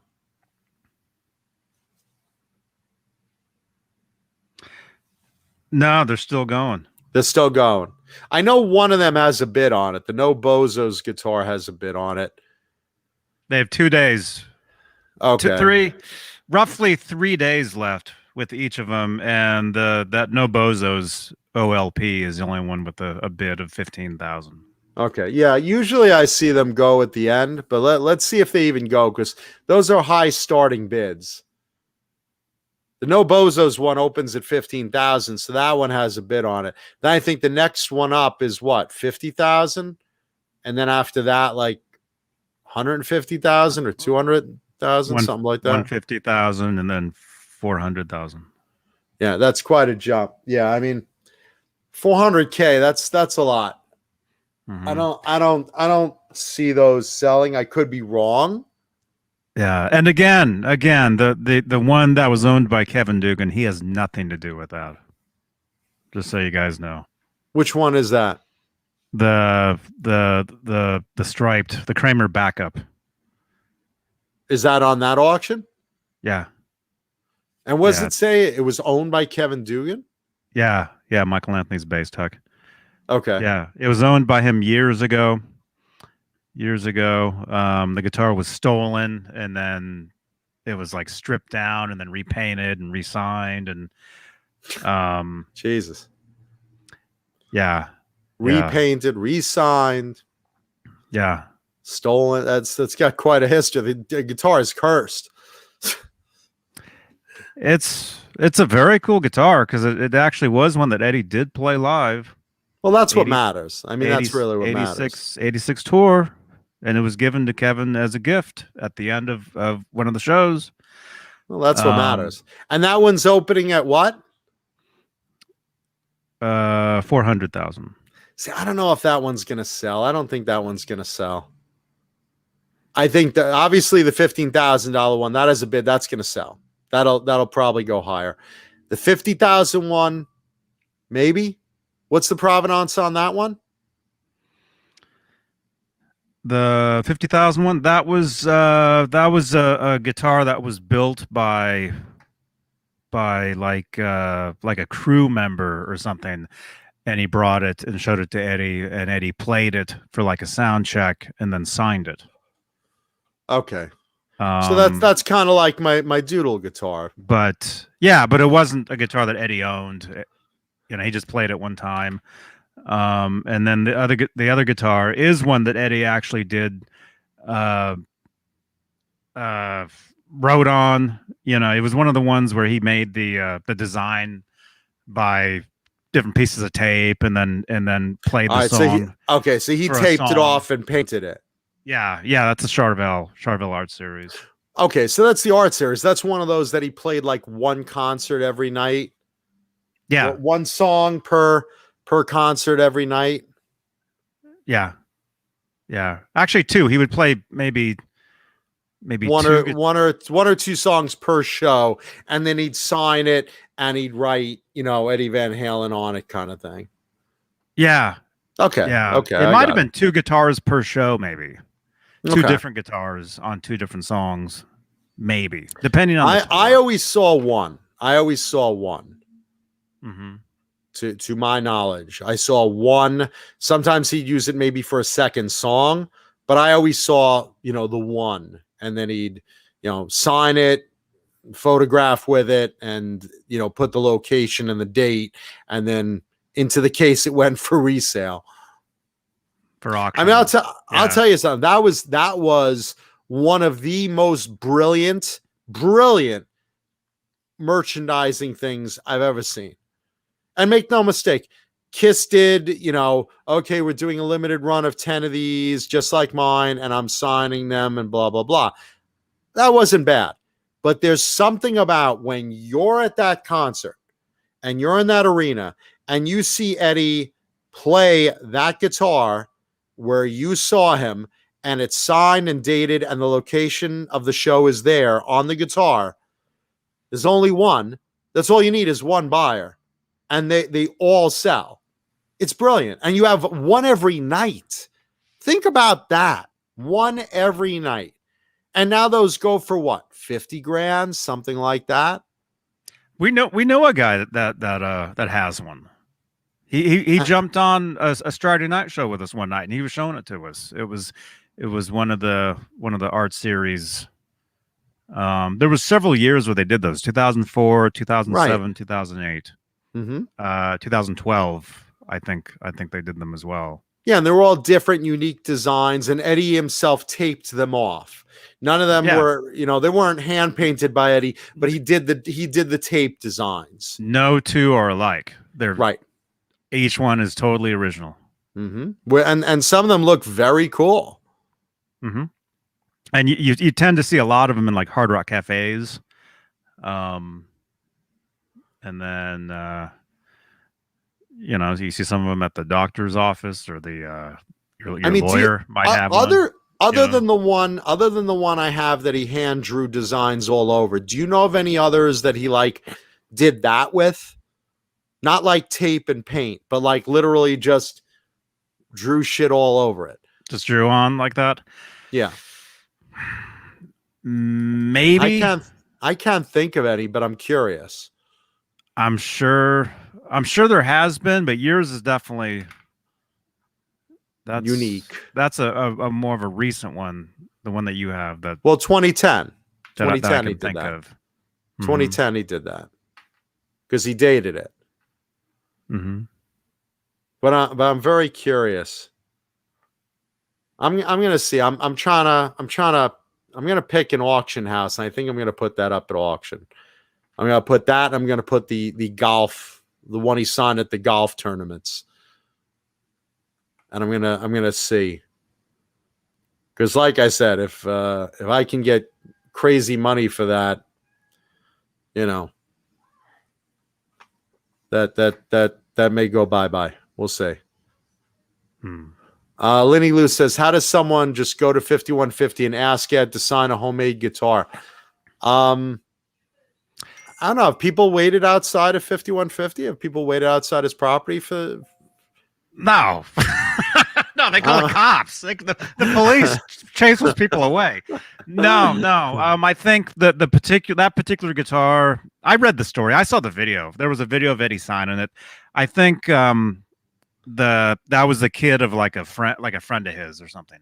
Okay, so it's not like someone's in the bush and Eddie's going to get the mail. Hey, Eddie, look what I got. Who are you? Security. No. Can you sign this?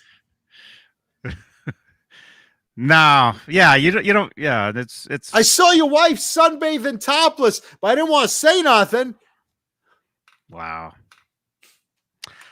No, you don't just bother people. You don't just wait outside someone's house. They're private people. You don't. I mean, they get chased around by the paparazzi. I don't wait outside anyone's house. That's great. But if you see them, coming out of an event, they'll sign stuff here and there. Sure. A lot of celebrities and after a show or backstage or unloading, loading up the truck or whatever by the tour bus, stuff like that. That's like more socially acceptable. Don't wait outside anyone's house. I just love that. Wow, man. Just, you can message some people online and, just write to them and send them a note. Say, hey, can I mail you a cavity cover or something? And, you mail it back to me with an autograph. Something like that's socially acceptable. I've had people mail me lost stuff. and and they basically very nice. They they messaged me on Facebook and like, hey, I have this Lost poster, or a DVD of Lost, or a Dharma Initiative, whatever. And can I mail it to you and give you like return postage, and you sign it and mail it back? And I'm like, yeah, sure. That's great. I've never had anyone wait outside my. Well, I don't think so. Not wait outside my house. There's Ned. You had that one guy out there that one time. Remember that? Nettie Van Halen. the guy went outside to meet because he was screaming. Leave a thumbs up for Ned. There you go. Ned's here. And Blue Rhino's here too. So leave a thumbs up for Blue Rhino too. We all have our familiars. See, these are our doll collections. Yeah, these are our treasured familiars. Hey, Mark Dillon, welcome. Craven Soda, did I ever show the Pete Freeze and Mockingbird from the Alice Cooper videos and Wayne's World and stuff? I showed it a couple of years ago. I'll bring that back on. I'll bring that back on soon, because that is due to be seen for sure. Thank you, Taylor315. Taylor wants to know who is my favorite 80s metal group. Let's see. That's a hard one, because I mean, no. You think about it, like, how do you narrow it down to one? I mean, I could say, well, you would say Van Halen. I mean, that's a given. Van Halen, but Van Halen wasn't metal though either. No, but they're, I mean, of that era, I think he means, they were, lumped into that. So I could say Van Halen for that. I mean, there's a couple, like, I have certain favorites. I'm gonna say probably, if you ask the band that I've seen the most in concert, and the band that I've probably played and replayed and had a big influence on me getting into guitar and stuff, I'm probably gonna say Poison. I've always loved Poison from the beginning. I think CC DeVille gets a really bad rap. I've said this on the show before. I mean, look, the guy can play, but he started off his career on an album cover that you bought, and you're like, oh man, these 4 chicks are hot. Those are dudes. Wait, what? They're dudes, So a lot of people just basically said, out of the gate, oh, these guys they're posers. But the fact is, of the 80s, they are one of the best remembered bands out there. They are one of the bands who had a lot of hits. I mean, again, I could say other favorites. I could say Dokken. I could say Queensryche. I'm very partial to Danger when they first started. I mean, I love so many. I mean, of course, the typical, you could go down the line. Yes, I love Motley Crue and Wasp and Rat and Savatage and Megadeth and Metallica. And, I could go through all those, but there's some connection I've always had with Poison. I think because, like, Out of the Ground Floor, I was really into them, and I always loved their songs. I thought the albums were really good. And another thing was, they were really good live. They were really, really good live. Also, Great White, another one absolutely on my favorites list. Mark Kendall, one of the best players out there. Definitely one of my favorites out there. I was into Great White early on. Always thought they were really terrific. And Whitesnake also, but Whitesnake really with the Slip of the Tongue album, and then 1987, and I'm sorry, not Slip of the Tongue. Well, let's see, what was it? Slip of the Tongue was after 1987. That was just called Whitesnake, wasn't it? No. Well, yeah, it's called Whitesnake 1987 is what everyone calls it. But the one before that, Slide It In, is probably my favorite. So I put those 3 albums in there real high. But they weren't even metal. when they What were started, right? Whitesnake. Well, early on, okay. I had that live record. Hold on. It's not metal. John Sykes came on with the Slip of the Tongue. I'm sorry, with the Slide It In album. John Sykes came on. Now, I'm a big John Sykes fan. So you figure before that, they were more like John a Deep Purple. No, not like John Biel. They're more like Deep Purple early on, kind of mellow, and I wasn't into their early stuff. But when John Sykes came on for that album, that Slide It In album, it totally changed the band dynamic into a supergroup. They became metal, and that was really and make no mistake, Slide It In is one of the most underrated albums of the 1980s, without question. It's so good, you know. So that's definitely a big deal. I really like that album. But look, Great White, I loved since day one, from their self-titled EP and, you know, all that coming up. I love Great White. And like I said, you know, Poison came a little later. I mean, before that, you know, of course, I loved Bon Jovi, loved AC/DC. I mean, look, I do this every week. You know, I love a lot of metal, a lot of hard rock, a lot of AOR, a lot of thrash. I mean, I you know, I love a lot of it. But, you know, if you bring it down to like, you know, stuff that I really got deep into, I mean, my all-time favorite album ever is Queensryche's Operation Mindcrime. I can listen to that start to finish, which is how I listen to it, just thousands of times. I could listen to that. So that's your favorite record ever? Ever. Operation Mindcrime. And that says a lot. So then you could say Queensryche was your favorite 80s metal band. But overall, I've seen Poison more, and I've, you know, their first three albums I have such memories of and a deep connection of. And you know, I really, you know, have to, overall as a group, I'd probably say you know, Poison is, you know, probably my favorite. But look, with that said, Queensryche is certainly in my top five. You know, I mean, you know, I also got in on the ground floor of them also. When their self-titled EP came out, and I heard that first time of Jeff Tate singing Queen of the Reich, and his voice came over and blew me away. I was like, wow. That was a big deal. And again, also Warrant, I liked from the very beginning. And have seen them a billion times. They're up in there. And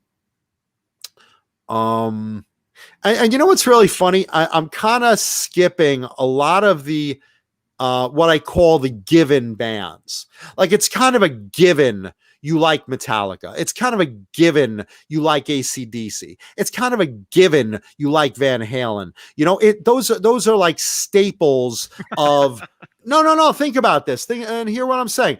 Those are staples of a foundation of liking the genre.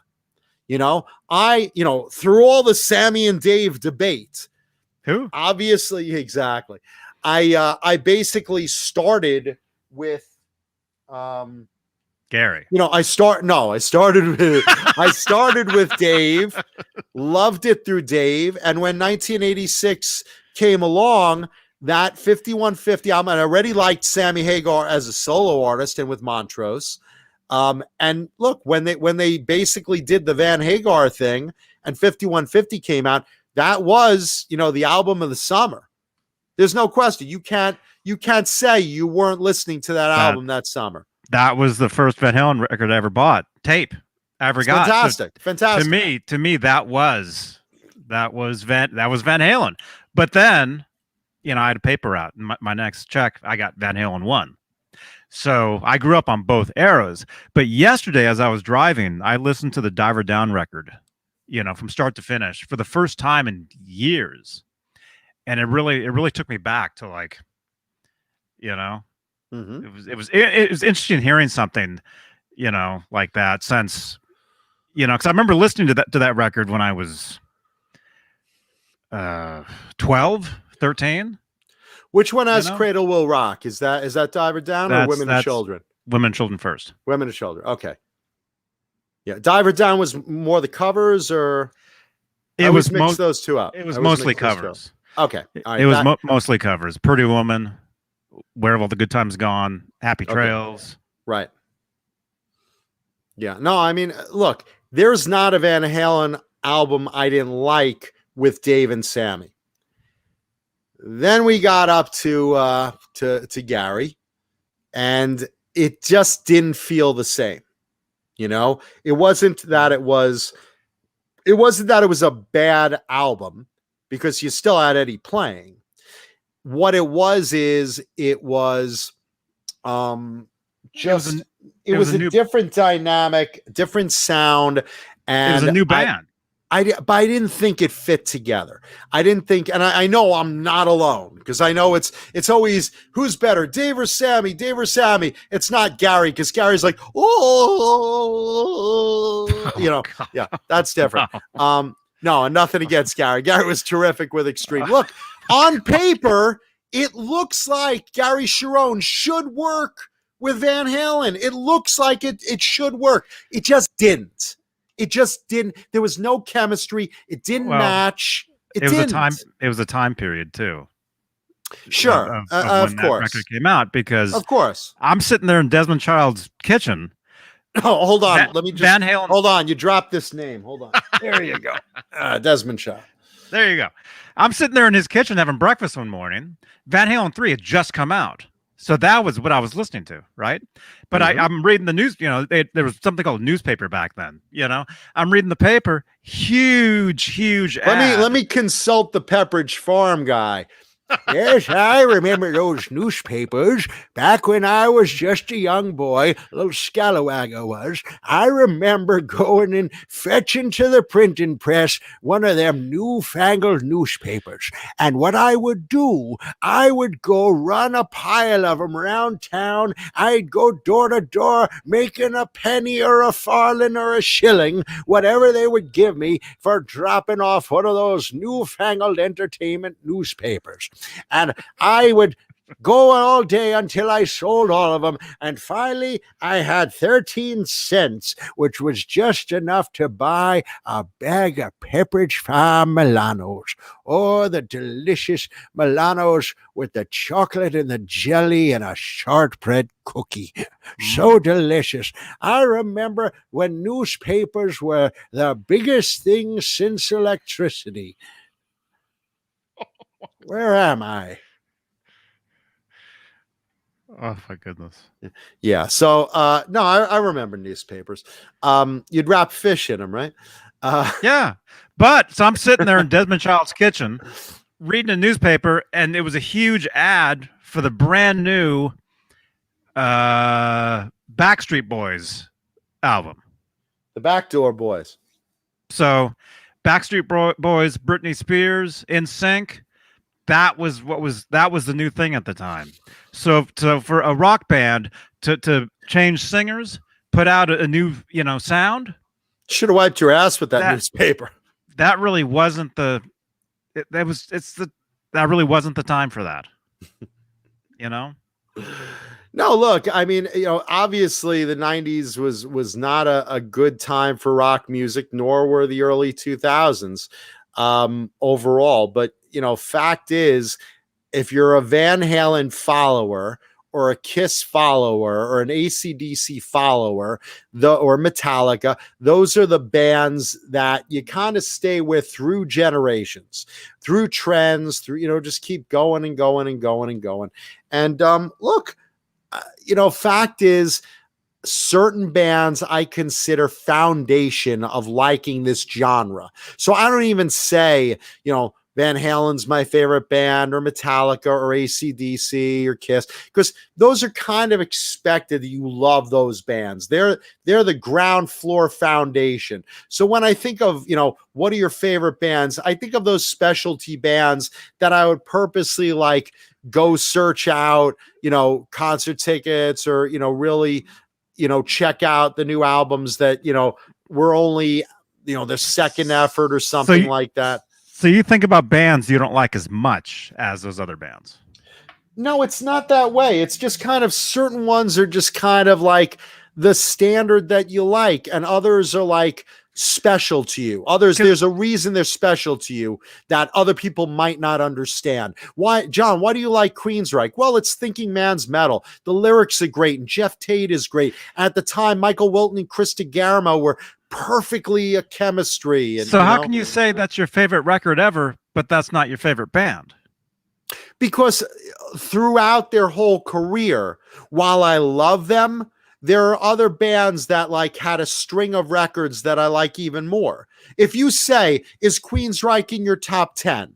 Absolutely. 100%. No question. They have to be. But so is Great White, and so is Poison, and so is Dokken. I mean, there are certain bands, and like I said, I can have, albums like I mentioned Svengali earlier. I love that song, Under the Influence.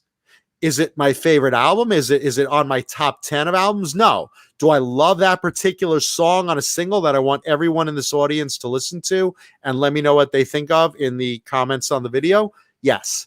But is it one of my favorite albums? No. It's one of my favorite singles. I love it. I listen to it a lot. But, something like Motley Crue, I could say, okay, those first 5 albums all in a row were great. Poison, those first 3 albums, great. Warrant, I like those first 2 albums. Bon Jovi, those first 5 albums, great. That's the type of thing. Queensryche, Queensryche has had highs and lows. That one album. No. Make no mistake. Queensryche, the first 5 albums, without question, are incredible. All, Queensryche wise. After that, when you started to lose Chris DeGarmo and Jeff Tate's voice started to change a little, it wasn't quite as good. It just wasn't. Are they good? They were still worth listening to, sure, but they weren't great. I wasn't listening to Here and the Now Frontier the way I was listening to Empire. They lost something. And then Jeff Tate left, that whole battle for the name, and then you got Todd La Torre of Crimson Glory, who throughout his whole career was always being compared to sounding like Jeff Tate. And that's something that is a great thing. Because, hey, if you're going to get someone who, to replace your frontman, who's better than the guy who captures the sound, so that's a great thing. But look, Great White, they had some low periods too, but, as far as the band I've seen the most live, Poison, without question. I've seen them probably, I can't even count, maybe 30 times, 20-something, 30 times. I just know anytime they were local, they played every summer at Jones Beach, where in New York, where I'm from. I saw them at Madison Square Garden. I saw them teamed up at festivals, small club dates I was there for. I just happened to, I just happened to catch all those shows. And Warrant I like a lot because they were opening for a lot of bands like Poison, like Queensryche, a lot of bands that I went and saw. Yostinator, I absolutely think Great White is one of the most underrated 80s bands.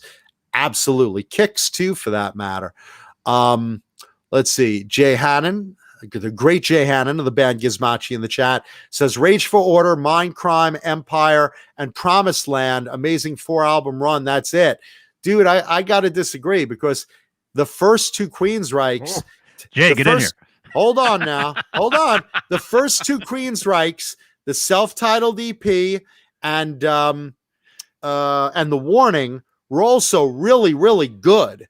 You can't tell me that On the Warning, Take Hold of the Flame isn't one of Queensryche's best songs. And again, their first hit, Queen of the Reich, on their first album was fantastic.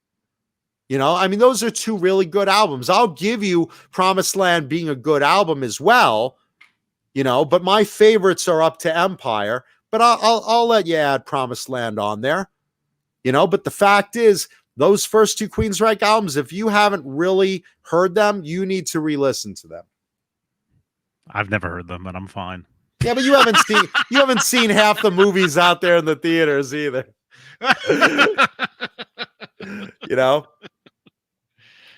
I listened to Diver Down yesterday, and I'm very happy. And again, I never met a Dave or Sammy album I didn't like. That's the thing. Just going through the chat right now a bit. Not even gonna talk about Nirvana. They can suck my dick harder than anyone. Let's see. Dave Grohl is like the John Lennon of today now, And I get it, and I give respect to him, but am I a fan of Nirvana? No, I'm not. It's not my genre. It's not a genre I like. I did like Smell Like Teen Spirit, because like I've talked about on the show before, that's the Weird Al version. No. I like Weird Al too, but the original version, again, it was like a hybrid of rock and grunge. It kind of tricked you into saying, oh, is that a rock song? Okay, I like it. It's hard driving. It's got a good guitar riff. Look, I know how to play it. It's fun. I like the song.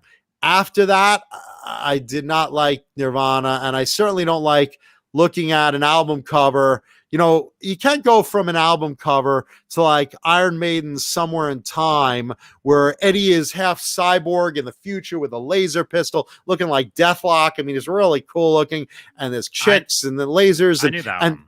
And then you go look at Nirvana. It's like a baby boy with his penis hanging out. I'm like, well, it's two different two totally different exactly my point. And that's why I'm saying I can't make that transition. I don't like Nirvana other than that one song. And, I partly blame them for what happened to 80s metal. So I have a little bit of a grudge against grunge. Yeah, but not a grunge fan. You have a Crosby against them.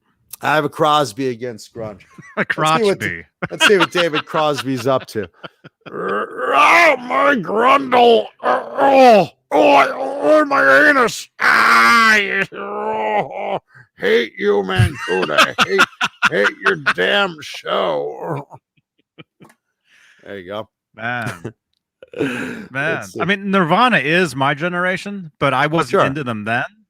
But I think they're great now. I mean, for what they did. And my favorite Nirvana song is Heart-Shaped Box. Is that the title, John Beale? I love that tune. I prefer Clean Shaven Box. That's an awesome song. Oh, Clean Shaven Box? Yes. Let's see. And David Scher, congratulations, man. He bought some Kernels. Oh, okay. Colonel's Gourmet Popcorn. I hope he got me some movie popcorn. I hope he mentioned Johnny Beane or Jay Haddon so he gets the bigger portions. Yes. Let's see. Halface says the EP through Mindcrime done. I hear that. The new stuff is good with Todd LaTorre. The new stuff is good with Todd LaTorre, but I noticed you skipped Empire. I don't know how anyone could not like Queensryche's Empire album, because that is really right up there with Mindcrime. I'm talking what Halface is talking about. He says the original EP through Mindcrime and I'm done. And he hears that the new stuff is good, which it is. The brand new album is terrific. But as far as missing Empire, you're definitely missing out. Let's see. Looking through the chat. Okay. Winger, someone brings up. Clusterfug brings up Winger. A lot of us like Winger, man. A lot of I included. And again, here's another example, like Poison, where Reb Beach got a really raw deal. Reb Beach has been in Winger, Winger, Dokken, Alice Cooper, and Whitesnake as their lead guitarist, and he's an amazing guitar player. And but he was again, a session player before that. And he was a session player. Played there for Shaka you go. Khan. Shaka Khan, let me tell you what I want to do. Want to give you what I feel you want to play you too. Yeah. I think he's on that, actually. Well, that's pretty funny if you think about it. Reb Beach, let me tell you what I want to do. He might be on that, or he's on that record, or he's on one of those albums, because he was doing all that stuff before he hooked up with Kip and he hooked up with Kip. You know, I didn't think they were like that. Oh, you mean join the band? Join the band. No, look, and again, Kip Winger. The fact is, I love the first 3 Winger albums. I love them. I think they're fantastic. I really do. I think they got a raw deal because Kip was too pretty. And, you know, in the 80s, that was, you know, like Poison. Gang said, you know. And he just played the open E string on a bass. Well, not even just that. The guy posed for Playboy. Talk about taking your credibility away. Well, I didn't see that. Well, again, I'll send you a copy. I got 30 stacked over. No, I'm sorry, Playgirl. I'm used to saying Playboy because I have so many crusty ones under my bed. But no, he posed for Playgirl at the height of Winger's popularity, and that did not help him. Nor did it help him that Beavis and Butthead put the fat nerdy kid in the Winger shirt. They put Stewart in the Winger shirt. Nor did it help that James Hetfield decided to paint him on his dartboard. You know, I mean, it didn't help. It really didn't help. So I feel that, you know, Winger got a raw deal because Kip was too pretty. And Reb Beach, as a very, very, very good guitar player, got overlooked. Now, I never overlooked them because I don't let someone choose what I like to listen to. Oh my God. But I think, you know, I think they were good. What are you looking at, Johnny? Johnny, did you really just Google nude Kip Winger? No. You sure? No, thank you. But my mother's right. My mother's there right now. Nude Kip Winger. Oh, here you go. Here you go, Sandra. There you go. Headed for a heartbreak. Look, he's a good-looking guy. You can't hold it against him. What do you do? John Bon Jovi was also a good-looking guy, but you know what? I would have killed to have been him in the 80s. Can't help it. The guy's a good-looking guy. What do you do? You can't hold it against him. The fact is, put the damn CD in and listen to it. And Winger, the third Winger CD was their best one, and almost nobody heard it. It was really, really good. The third Winger album, Pull. I did. You like that? Which is what Johnny's going to do, looking at those nude photos. No. No, I didn't. I liked Winger, whatever that first record was called. It was just called Winger. I liked that one. I liked the In the Heart of the Young. That's the second one? That's the second one. That's terrific. That's when I met them, and oh my gosh, look at these comments. Everyone's masturbating over nudes of Kip Winger now, my mother included. I can't wait to wear out my vibrator's batteries on some Kip Winger tonight. I'll tell you that much. So I liked those 2 Winger records, but when that third one came out, I remember seeing the video for that song and hearing it, and I was into other stuff. But Russell Zauner in the chat says, Winger can lick my dinger, but Reb Beach, that guy's a peach. All right. Thank you, Russell. Russell, the love muscle. That's funny. Jay. Headed for a hard on. Right now, 1,000 dildos are getting lubed up listening to this show. Thinking of Kip Winger, including my mom. Jeez. No, but look, the fact is, I personally, I will stand here and tell you, I really liked Winger as a band. Say what you will, oh, he's a poser, whatever. The fact is, they wrote good songs and Reb's a great player. I think more people realize that now than back in the day because, Image, they were just, paying attention to just, what people look like. But where did this come from? Here you go, John. I'm afraid. Oh my God. I'm very afraid. Oh my gosh. I'm very afraid. What is it? Dude, this might, I don't, oh wait. This is so weird, man. Why are you Googling these? Who's that looking at his chest? That's Reb Beach checking out Kip Winger. Oh boy. Don't ruin what I'm saying, Johnny. I'm trying to stand up for the band. You said a guy wearing a t-shirt on a cartoon ruined the band. This picture is what ruined that band, man. Well, listen, you know what? I'll tell you something. I've said this about going to Poison shows too. You can go to Anthrax, and I love Anthrax. You can go see them live and look around the audience. It's all dudes. It's a pickle party. You go see Winger in concert, there's chicks flashing their tits, and it's a great time. So, yeah, I'd rather be at the fucking Winger show. Yes. And same thing with Poison. If you could not get laid and meet chicks at a Poison show, I don't know what the fuck. Did you not have a head? I mean, what does it take for you to meet a girl at a Poison show? All you have to do is look around you and say, hey, good song, right? You want me to suck your cock? I mean, it's that easy at a Poison show. It's like, come on. Sandra. Enrico B wants to know what Colonels calls a Chicago mix. Is it a combo? Chicago mix. No, we're going to say this. Speaking of Winger, one of our sponsors, Colonel's Gourmet Popcorn.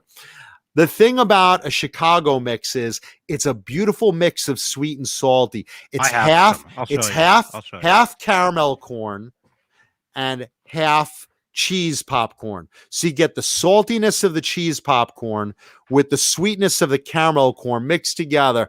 It's way better than it sounds. If you like sweet and salty, it's fucking fantastic. And nobody makes it as good as Colonel's. Look at that. Yours doesn't seem to be as mixed as it should be. Well, somebody ate half the bag already. Oh, well, someone obviously picked out a lot of the caramel corn. But it wasn't me, let me just say. I just got this today, and I didn't. But this stuff is amazing. There you go. But there you go. Look at the top. See how it's half caramel corn and half cheese popcorn? Oh, that's a Chicago mix. It's delicious. Colonel's Gourmet Popping Corn. Yummy. Somebody send me a bag of movie popcorn. I'm out. That stuff is delicious. It's so goddamn addicting. I hate it. Oh, my goodness. Oh, my God. I was just looking at Kip Winger's chest. Oh my God! That made you think of popcorn. I'm so horny when I think of, and when I get horny, I think of Colonel's Gourmet Popping Corn. Yeah. Speaking of spilling jizz, Bang Energy Drink, another sponsor of ours. Nothing goes great with Colonel's popcorn like a delicious Bang Energy Drink in new Delish Strawberry Kiss. There you go. Right now, my mother's watching, thinking about leaving a big kiss on Kip Winger's cockhead. There you go. Yeah, and if you think Kip Winger didn't get laid in the 80s, I was at some of those shows. Trust me, they were fighting to get backstage. Yeah, Jesus Rapes Me. Fozzy can go fuck themselves. Not a fan of Chris Jericho for personal reasons. Let's see. Going back to the chat. So yeah, no, Winger was very, very underrated. Let's see. Yeah, the guy's a millionaire, man. I mean, he obviously did something right. But that's what I'm saying. It's a lot of these second tier bands that make it to me saying are my favorite bands, because it's a given that I love Van Halen. It's a given I love AC/DC. It's a given I love Kiss. Given I love Metallica. These bands are a given. But when it comes to bands like Poison and Queensryche and Whitesnake and Danger and Winger and Warrant, and Kicks, though, you know, Dokken, those second tier bands make it more to my favorites list than the same answer as everybody. Oh, of course I like Metallica the best. Yeah, we all love Metallica. We all love Metallica. You know, it's kind of a given. We all love Van Halen. We all love Metallica. Let's see. Looking in the chat.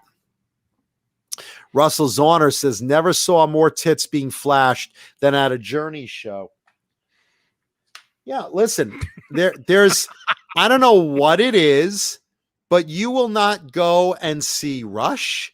You will not go and see, you know, Anthrax. You will not go and see, you know, any of the better thrash bands. You won't see chicks there. And I'm sorry, that is one thing I really love to see at a show is chicks. I think it's part of the fun experiences, hanging out with pretty girls and meeting girls. You'll see Duran Duran then. Yeah, I would imagine Duran Duran. There's tons of girls there. You know? Almost all. Right, Cobra Kai? I'm good with that. I mean, look, Duran Duran is one of those bands, you know, I'm okay with. They're not my favorite, but I don't dislike them. I do like them. You know, I'm just saying, like, you go to a Warrant show, you will see tons of chicks happily flashing their boobs. And make no mistake, I really like boobs. So just, you know, FYI. You know, my mom's like, oh no, he's on boobs again. Yeah, I stopped breastfeeding at 14 because my mother pried me off. But again, enough is enough. You're talking about seeing shows 30 years ago. Yeah, listen, right now, I mean, CeCe DeVille put it best. She's like, you know, I used to love in the 80s, all these girls would be there flashing their tits and throwing their thongs up on stage. Now it's like I'm on stage today and I just see something. What is that blotting out the sun? Oh my God, it's a big pair of bloomers coming down. And, you know, there you go, like a fucking parachute. You know, that groupie that was really, really hot in 1987. You know, she's not looking the same. Yeah, now she's like 400 pounds, and you know, she's, you know, having a lot of, you know, menopause problems, and yeah, it's not the same sexiness. And you know, I didn't say any of that, but I'm just saying what you're talking about. A lot of that happened 30 years ago. You could still go to certain, you know, 80s rock band shows and see boobs. I mean, that still happens a lot, you know, not as much as it did in the 80s, you know, but I mean, on the 80s, it was like a given. It was like, you know, just don't watch the band, just look around you, because everyone around you was like, yeah, all right, yeah. I'm like, yeah, all right, yeah. You know, nowadays it's not as common, but you know, you go see a band like Warrant and Eric Turner flips the guitar and says, show me your tits, or Mick Mars flips his guitar and there's a picture of boobs there. You know, some girls will absolutely still do it. And Steel Panther, they keep that flag a flying. You won't go to a Steel Panther show without them bringing girls on stage purposely to flash the audience. That's part of the show, which is why I love Steel Panther so much. Mm-hmm. But that's a show, that's nostalgia from 30 years ago.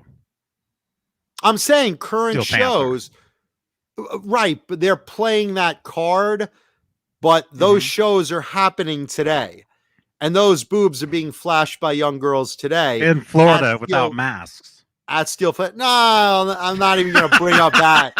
I'm still pissed at them having that show there.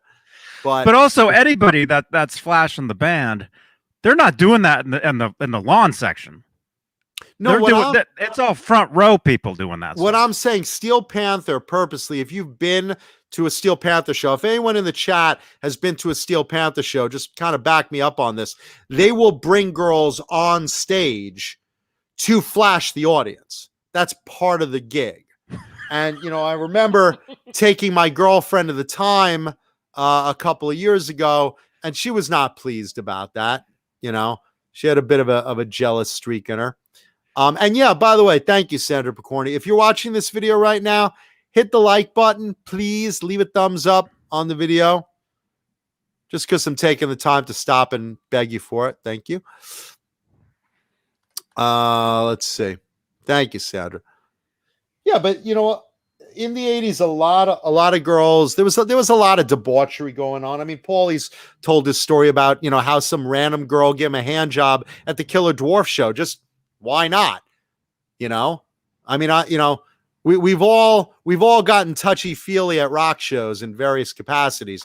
I'm just saying that, like, it was a big deal back in the day that you know, a lot of people used to go to shows and casually flash the band or get on stage and flash the audience or whatever. And while it's not as common now, it does still happen.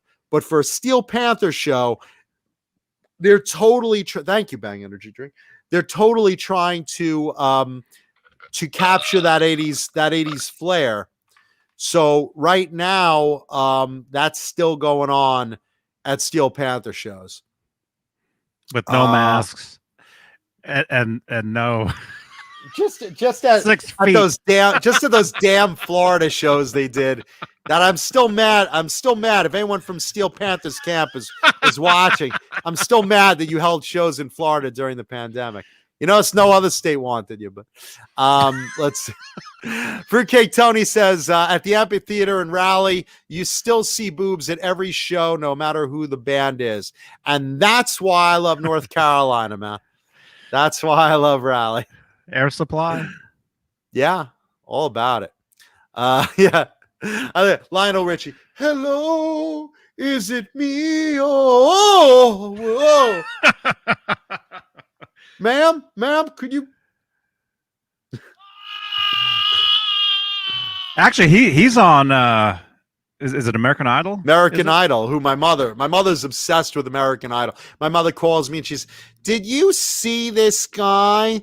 There's a heavy set guy on American Idol, and his name is Willie. Did you see him? I'm like, Willie, like Free Willie?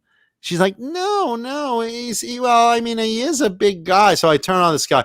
This guy is a big obese guy, sings like an angel. And I started checking out because I like this girl, Casey. I forget her last name, but this chick started off singing her audition with a Motley Crue Livewire cover. And it was like a slow version of Motley Crue's Livewire. Yeah. And I was like, wow, this chick's really good. And then she broke into some other soulful songs. And so like I'm like rooting for that girl right now. She's like 16. She's got like long hair down to her ass. And she's just got the most incredible, powerful voice.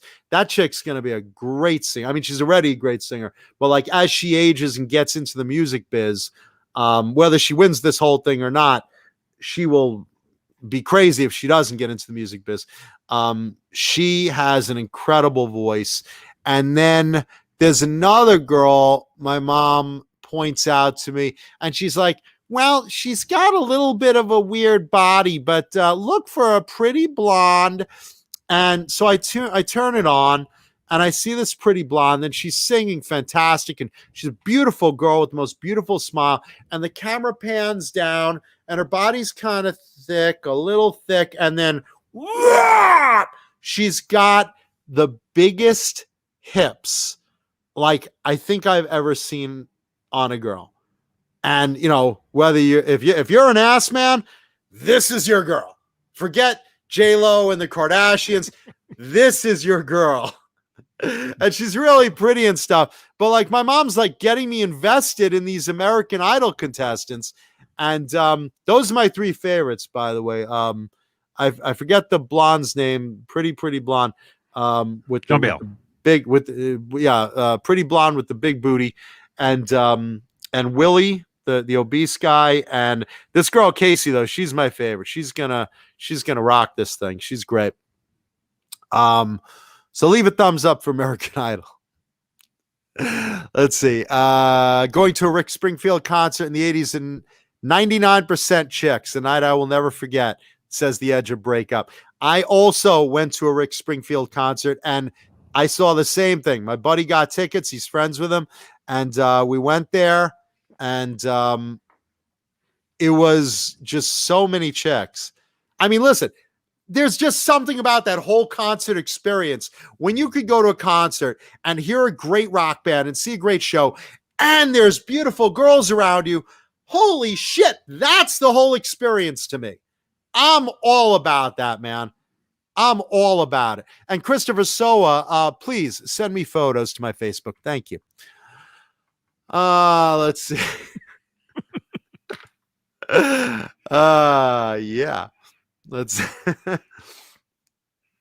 Wayno. Thank you, Wayno. I was having a beer with Paul at the bar at some show, and a chick came up to him and put her fingers through his hair and said, "I love your hair. Can I have it?" Paul said, "No, but your future kids can." Nice. The great Neanderthal, everybody. Nice. Thank you, Wayne. Let's see. Rick Springfield. KXM Rock says, I want chick bands like the Iron Maidens to show their boobs. I also want Vixen to show their boobs. See, here's the thing. Okay.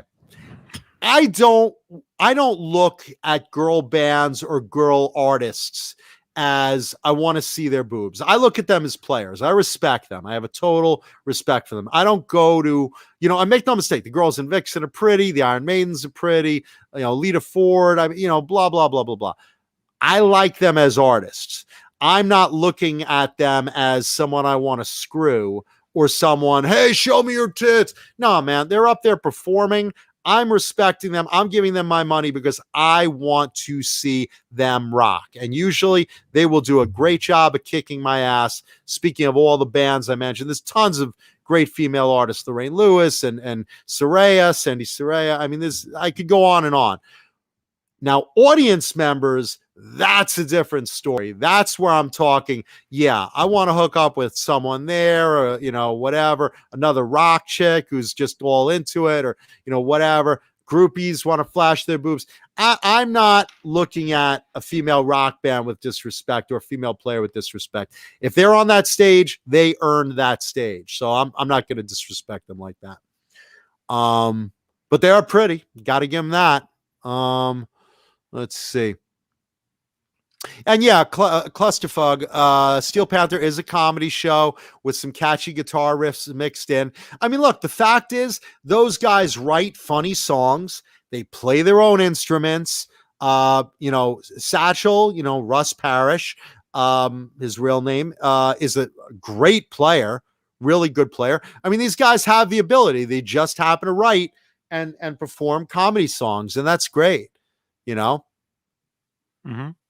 And yeah, it's awesome for people that weren't around back then and in the 80s, and they get the experience. Or those of us that were, even though I'm 29, I still, love to go to a Steel Panther show. It's fun. It's a good time. They're good performers. Like I was talking about with Kiss and Alice Cooper, these guys are also really good performers. You're getting the music, but you're getting a lot of comedy and, blah, blah, blah, blah. Mm-hmm. Let's see. Handy Mandy. That's funny. Let's see. Mr. Hellstorm 74 says Ralph Senes sang on one of the greatest LA Guns songs ever called Forgiving Eyes from the Wasted EP. Yeah, let me tell you something. Ralph is a great singer and he does good imitations. You see him do Ozzy Osbourne, you will die laughing. YouTube it later. Do Steel Panther Ozzy Osbourne, and Ralph does this incredible imitation of Ozzy where he's like, I love you all, everybody. Sharon, I just want to tell you, I don't think we should pay anyone for royalties like Jake. He's still asking for royalty. I don't think we should. I'm just saying we don't. Oh, Ozzy, we're not paying Jakey Lee anything. We've screwed him over, but good. Wait, I'm off the talk. What? Who the fuck are... Yeah. So, no, he does a really great Ozzy Osbourne. And James, I am gonna do the show and tell guitar because we do have to go off at 8 tonight. Johnny has some plans, some big plans. Let's see.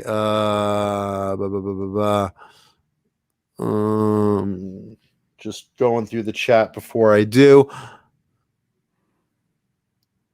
Leave a thumbs up.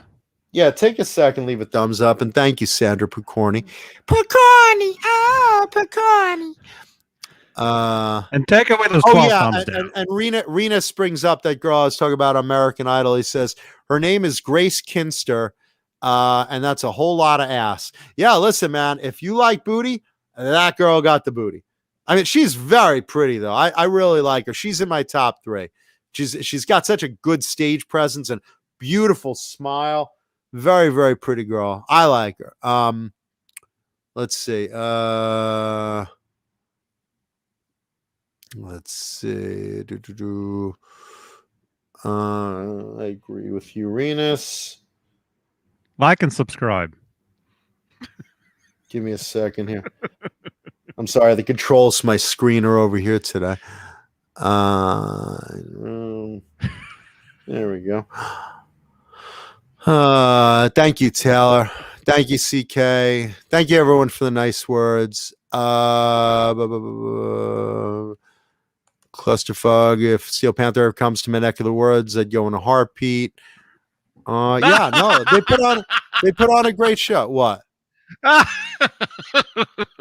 Thank you, Black Salami. Let's see.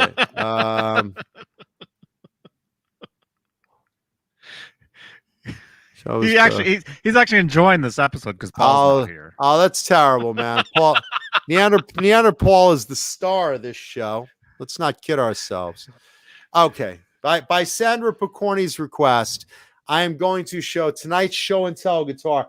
I told you guys and girls that tonight's show and tell guitar, I said was not the Tiger King. That is because, Johnny?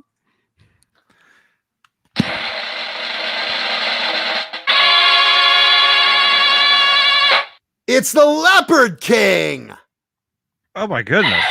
There whoops. Hang on. Let's see. Hold on. Jay Hannum, look at that. How about we get rid of this, Johnny? How about we get rid of that little subscription box there for a minute?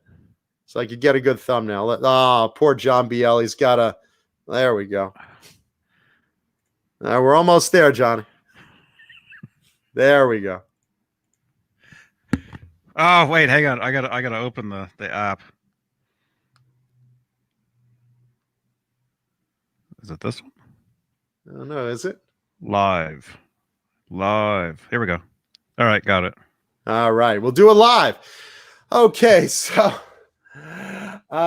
today this is an Ibanez USA custom in gold cloth leopard. This is really, really cool. Someone said, Andrew Savior says that paint looks like it's alive. And Renus says, my mom has panties like that. And you're kind of close, Renus, because this is one of those Ibanez guitars where they basically took cloth and stretched it out over the guitar and clear coated over it. So very much like the Steve Vai, where they took the cloth and put it under. I think the Vais are cloth, if I'm not mistaken. But this is really obvious because you could see. Let's see if I can hold it up close enough that you can see that. You see the pattern? You could tell it's cloth. That is clearly gold lame cloth in a leopard pattern stretched out over the guitar. It was probably a curtain or something. Yeah, something like that. And then clear coated. And this was at the time that Ibanez was doing the USA series, and which are really good guitars, by the way. This is I don't know where they built these. It says Bensalem, Pennsylvania. So I guess Bensalem, Pennsylvania is where they built them. But they were making a series of guitars in the USA. They're really, really well made. And make no mistake, Ibanez is one of those brands that, like, you just know they're good quality in Japan. A second here. Oops. Okay. They're really good quality coming out of Japan. I mean, like top-notch Japan quality. But these are really, really well built in the USA. I don't know why they did this series in the USA, but it's a really good player. The maple neck is phenomenal. And again, you all know I'm partial to maple. It's very flat and it's very wide. Kind of like a wizard neck, if you're familiar with those. It's got on the logo USA Custom. You know, typical Ibanez shape headstock. It's got a light little coating on the back, kind of like the way the Kramers do, like the ESP made late 80s Kramers do. Not really a gloss, but not like a raw oil finish either. I guess it is almost like a heavy oil finish, because it's not a lacquered neck. So yeah, I guess it's, for some reason it feels a little different than a regular raw oiled neck like a gunslinger. But I guess it's kind of similar. It's just, I guess, a different type of oil finish, but it feels nice. Either way, it's very, very good for shredding. Very, very light guitar, alder body. Love the typical Ibanez point, kind of like the RG series. Great for access for those lowers. Nice little curve over here. If you could see the carve, the way this carves in, you know, not as deep as like a gunslinger neck. It still has a full heel, but you notice it just gives you a little more access for your wrist up here, which is really cool. What looks like, I think this is an Ibanez Edge. If I have my my Floyd's right, that's an Edge, right, Johnny? If I remember, John Biel. I'm pretty sure it is. Jay, is that an Edge? Jay, yeah, it looks like. I think it is, right? I think it is. And then I forgot. This is the same type of pickups that was in the Gunslinger I had last week. I forgot what they are. I mean, obviously the Duncans, but what do they call them? It's the oh man, it's not one I usually use. It's just what came with the guitar, or at least this particular one. Pro Axe or Axis. Somebody knows. Someone in the chat knows this. Axis Pros, something like that. I forget what it is. It's not usually the tone I go for, but because it's a different tone. Parallel Axis. Parallel Axis. Thank you, Cecil. Thank you. Anyway, so I left these in the guitar because this is what they came with when I got it. So I left them in there because it's a different tone than I usually like. I usually like a Duncan Distortion, an X2N, a DiMarzio Super Distortion or Super 2, DiMarzio PAF.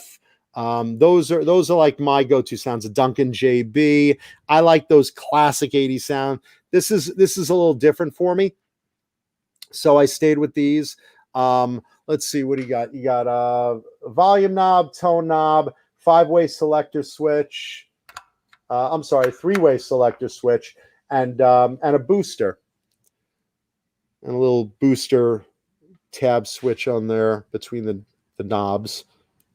Just a good feeling. It's very much like an RG series, like an RG 5 or 7 series. I mean, it feels a lot like them. And I know they did a lot of graphics. They did, animal prints. They did graphics with Pamelina. She did a bunch of those for them at the time. Yeah, that volume knob is kind of close in relationship to some of the others. That's a good point out, Tony. It is pretty close to the pickup. Let's see. An interesting 24 fret neck, because a lot of shredders like a Gunslinger or something were 22. This one happens to be 24. So that's another neat little tidbit of it. And again, this is just one of those. It was an impulse. I'm walking in on Guitar Center. They happen to have a display of used there, going back a bunch of years, and I saw it and I was like, oh, that's interesting. I've never played their USA series. Let me plug in and try one out. Not thinking, oh, this is really nice. And, again, typical with Guitar Center, they, didn't know what they had really. So they're like, I don't know, is it one of those cheap ones? I mean, we've all seen it. You go in Guitar Center, and if it's not like you use Les Paul or Fender, they're like, oh, BC Rich. I think those are cheap, right? 500 be too much. It's like, no. Just one of those type of experiences where they had it, mismarked, and you got to take advantage of that. When you see a good 80s guitar mismarked and it plays nice, and so that was basically it. And let's see what else. It has a real reflective quality. Like I said, it's kind of like it's a metallic cloth under there. And look how the light reflects off of it. Let me catch. I mean, it really, really kind of glows. You can imagine this under like real stage lights. I mean, you can see the gold lame cloth like reflecting all over the place and color changing. And, that's always kind of fun. Speaking of color changing, thank you, Music Therapy Laz. Thank you, Laz. Thank you. Very, very cool. Jesus Rapes Me wants to know the weight. I'm gonna say it's probably about maybe 7 pounds. It's pretty light. It's pretty light. It's a nice weight. Again, I love. It feels just about a gunslinger, but it's nice. And the Ibanez has a nice body thickness. It's a nice shape. You have a nice belly cut right there, real comfortable. And like I said, I like the access you get on these, especially at 24 fret. I mean, look how easy that is. These nice deep cuts on the Ibanez. Their body designers look really great. Let's see. Just looking in the chat for questions.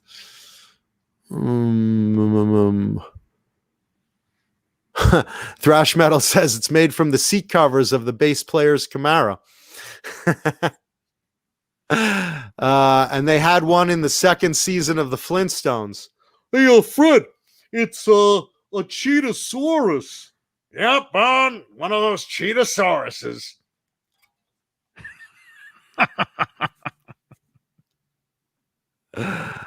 Let's see what else we got.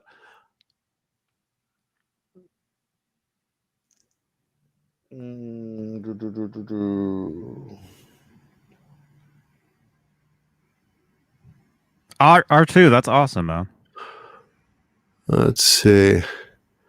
Yeah, Parallel Access Blues Saraceno played those. That is right. Thank you.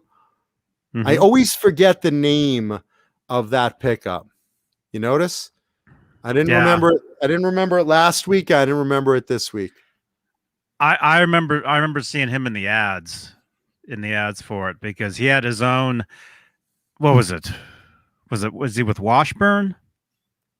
I forget. And I remember seeing a similar pull piece pickup for Dimebag. But it's not the Dimebag. It is the blues. It is the blues pickup. Parallel Axis. Yeah. There I never tried them. But it's, again, I like that it gives a different tone, because I always like to have, look, I have so many guitars. You don't want them all sounding the same.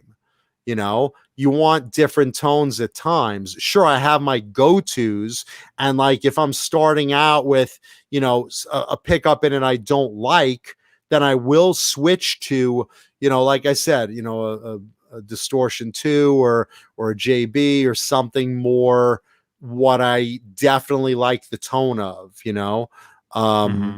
But once in a while, you get a guitar that comes with a pickup you're not familiar with. I had that with PJ Mark's pickups. I think I I think I got either a Robin guitar and some other guitar with PJ Marks, maybe a Kramer also. I know I got a couple of them, and I like those pickups. I really do. You know, they're not powerful, but they have a really good tone. And same thing with like the Duncan Invader.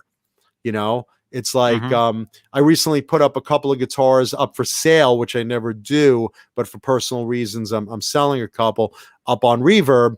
And one of the guitars has a Duncan Invader, and I love the Duncan Invader. So I was like, should I pull this Duncan Invader and like put in a different pickup? And then I'm like, nah, you know what? Let whoever gets this guitar next will love the Invader. I have others with the Invader in it, which is the Vinnie Vincent Duncan Invader. That was his signature sound, which I like. I like a lot.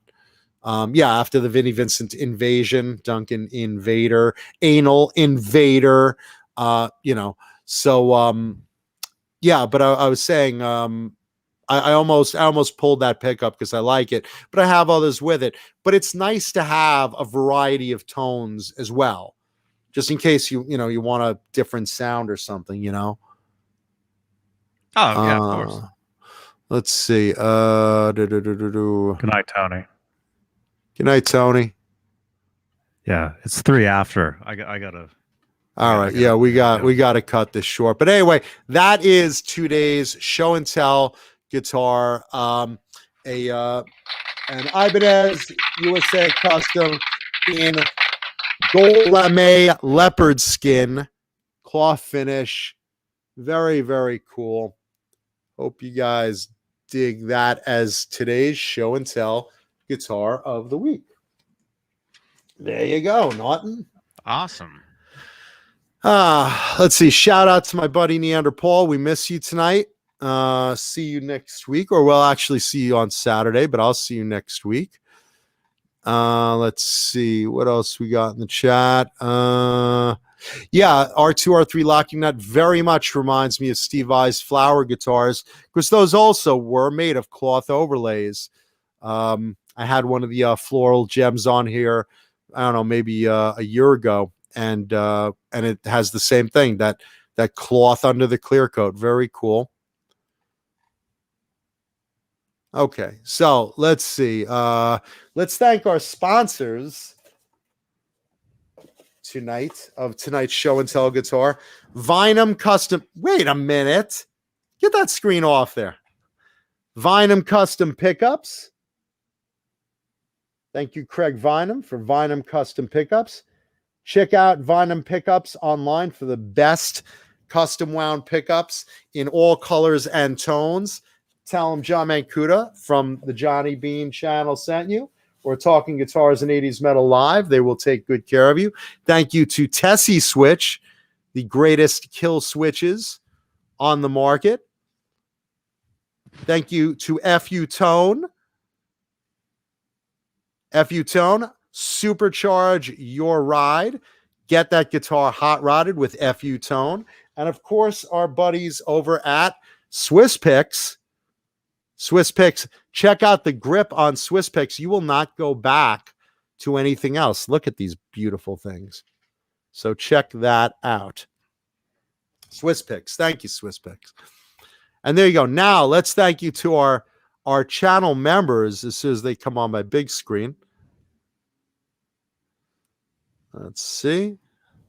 And coming up, thank you to our channel members: Hal Face, John Moronic, James Gum, Hillary Lewis, Jim Nicholas, 802 Blues, Mr. BHB, Junior Frag, 5150, Pow Guitars, Dan Halen, Frank Corcoran, Ben Tom, Jeff T, R2, R3 Locking Nut, Fernando Riley, Robot Master Switch, 6 Chicks 71, Rick Green, The Chad, 2 Brain Cells, Thomas Santiago, Voodoo Child SJ, The Sean Johnson, Brian Spalding, Laguna Palms, Fender Guru, Music Therapy Laz, driving around with his pot truck, Ghost BC Rich, 5150 TV, Jimmy Ray Hawkins, Hugh Caldwell, David Crosby is a dildo fucker. Meh. Yes, you are. Jesus Rapes Me, Randy Price, and Steve Carmichael. Also, thank you to our other valued channel members like Charles Green, Fruitcake Tony, Michael the Captain Smith, David Ennis, Mike Neese, Richard Poole, Linny Lou, and my geriatric love slave Mary, Gargets Entertainment, Kurt 5150, Susan Silvestri. Thank you so much, Susan. Mickey Settlemeyer, Joe Christian, Nicole Mrazek, Sean Bolland, Wayno, Stephen Franklin, Will Starr, or Habs, KXM Rock, David Shea Gormery, Bozique, Crazy Cook 678, Carol Hatcher, False Flag, Margaret Scranton, Sean Silas, Julia Baldessari, and Jarhead Rock. Let's see. Answering questions in the chat. Do you know who has Mark Kendall's BC Rich guitar? Great White BC Rich. I do. I've had it on the show before. The one shaped like a shark that's eating a human's leg. I'll have that back on the air at some point by request. Yeah, I own that. I've had it on the show. You can look in YouTube under the Johnny Beane archive and find a show I've had that on before, but I'll bring that back on at some point. And I think I'm gonna do at some point a Show Me Your Pick episode with Fruitcake Tony on Great White. That'll I'll feature that guitar on there also. So I'll have that guitar back in the air. And of course, look, thank you everyone for joining us. Thank you. You know, we value and treasure our audience. We really appreciate you, especially in the time my family is going through right now. Thank you all for the kind words, the support, the private messages, and everything else. Thank you all so much. We really love and appreciate you. Make sure you be safe, be kind to each other, wash your hands, wear your mask, get vaccinated. How many guitars do you have that we haven't seen, John Mancuda? A lot. A real lot. So, yeah, you have another 2 years of fresh guitars at least, Tony. Renus. So don't worry. Anyway, and leave a thumbs up on the video. Leave comments on the video because we appreciate and reply to fan mail. We really love when you write to us, and check out that Svengali song Under the Influence that I was talking about earlier. And if you haven't listened to the first 5 Queensryche albums, check them out. They're fucking fantastic. Right, Johnny? Yes, I'll have to listen to those. All right, and please, thoughts and prayers for my mom. Mom, love you. Yeah. All the best. Johnny's like, yeah, your mom. Man. All the best. All the breasts. All the breasts. All the breasts. Much love to everyone. We love and appreciate our audience. Yeah. Thank you so much, everybody. I will see you guys. Technically on this channel, I'll see you guys Friday talking Van Halen with Jay Hannon, and then Saturday for Saturday night with everybody. It'll be a great time. Well, Johnny, what's that emoji R2 R3 locking nut just left between us? That's the elbows. That's the elbow bump? The dab, or whatever the elbow bump. The elbow bump. Yeah. The L bump is Jimmy Kimmel. I think. I hope that's what those are. Okay. I hope it is. That's not two dicks rubbing together, I hope. I hope it's not sword play going on. I don't know. Yeah, you and Johnny touch cocks. No, it looks like L bumps, so that looks good. Oh my gosh. All right, I got to get out of here. Thank you. All right, much love, everyone. Leave a thumbs up. Thank you for watching, joining us. Rock on, be safe. Love you all. Thank you. Goodbye. Bah. JohnnyBeane.tv. See you guys next time. Rock on.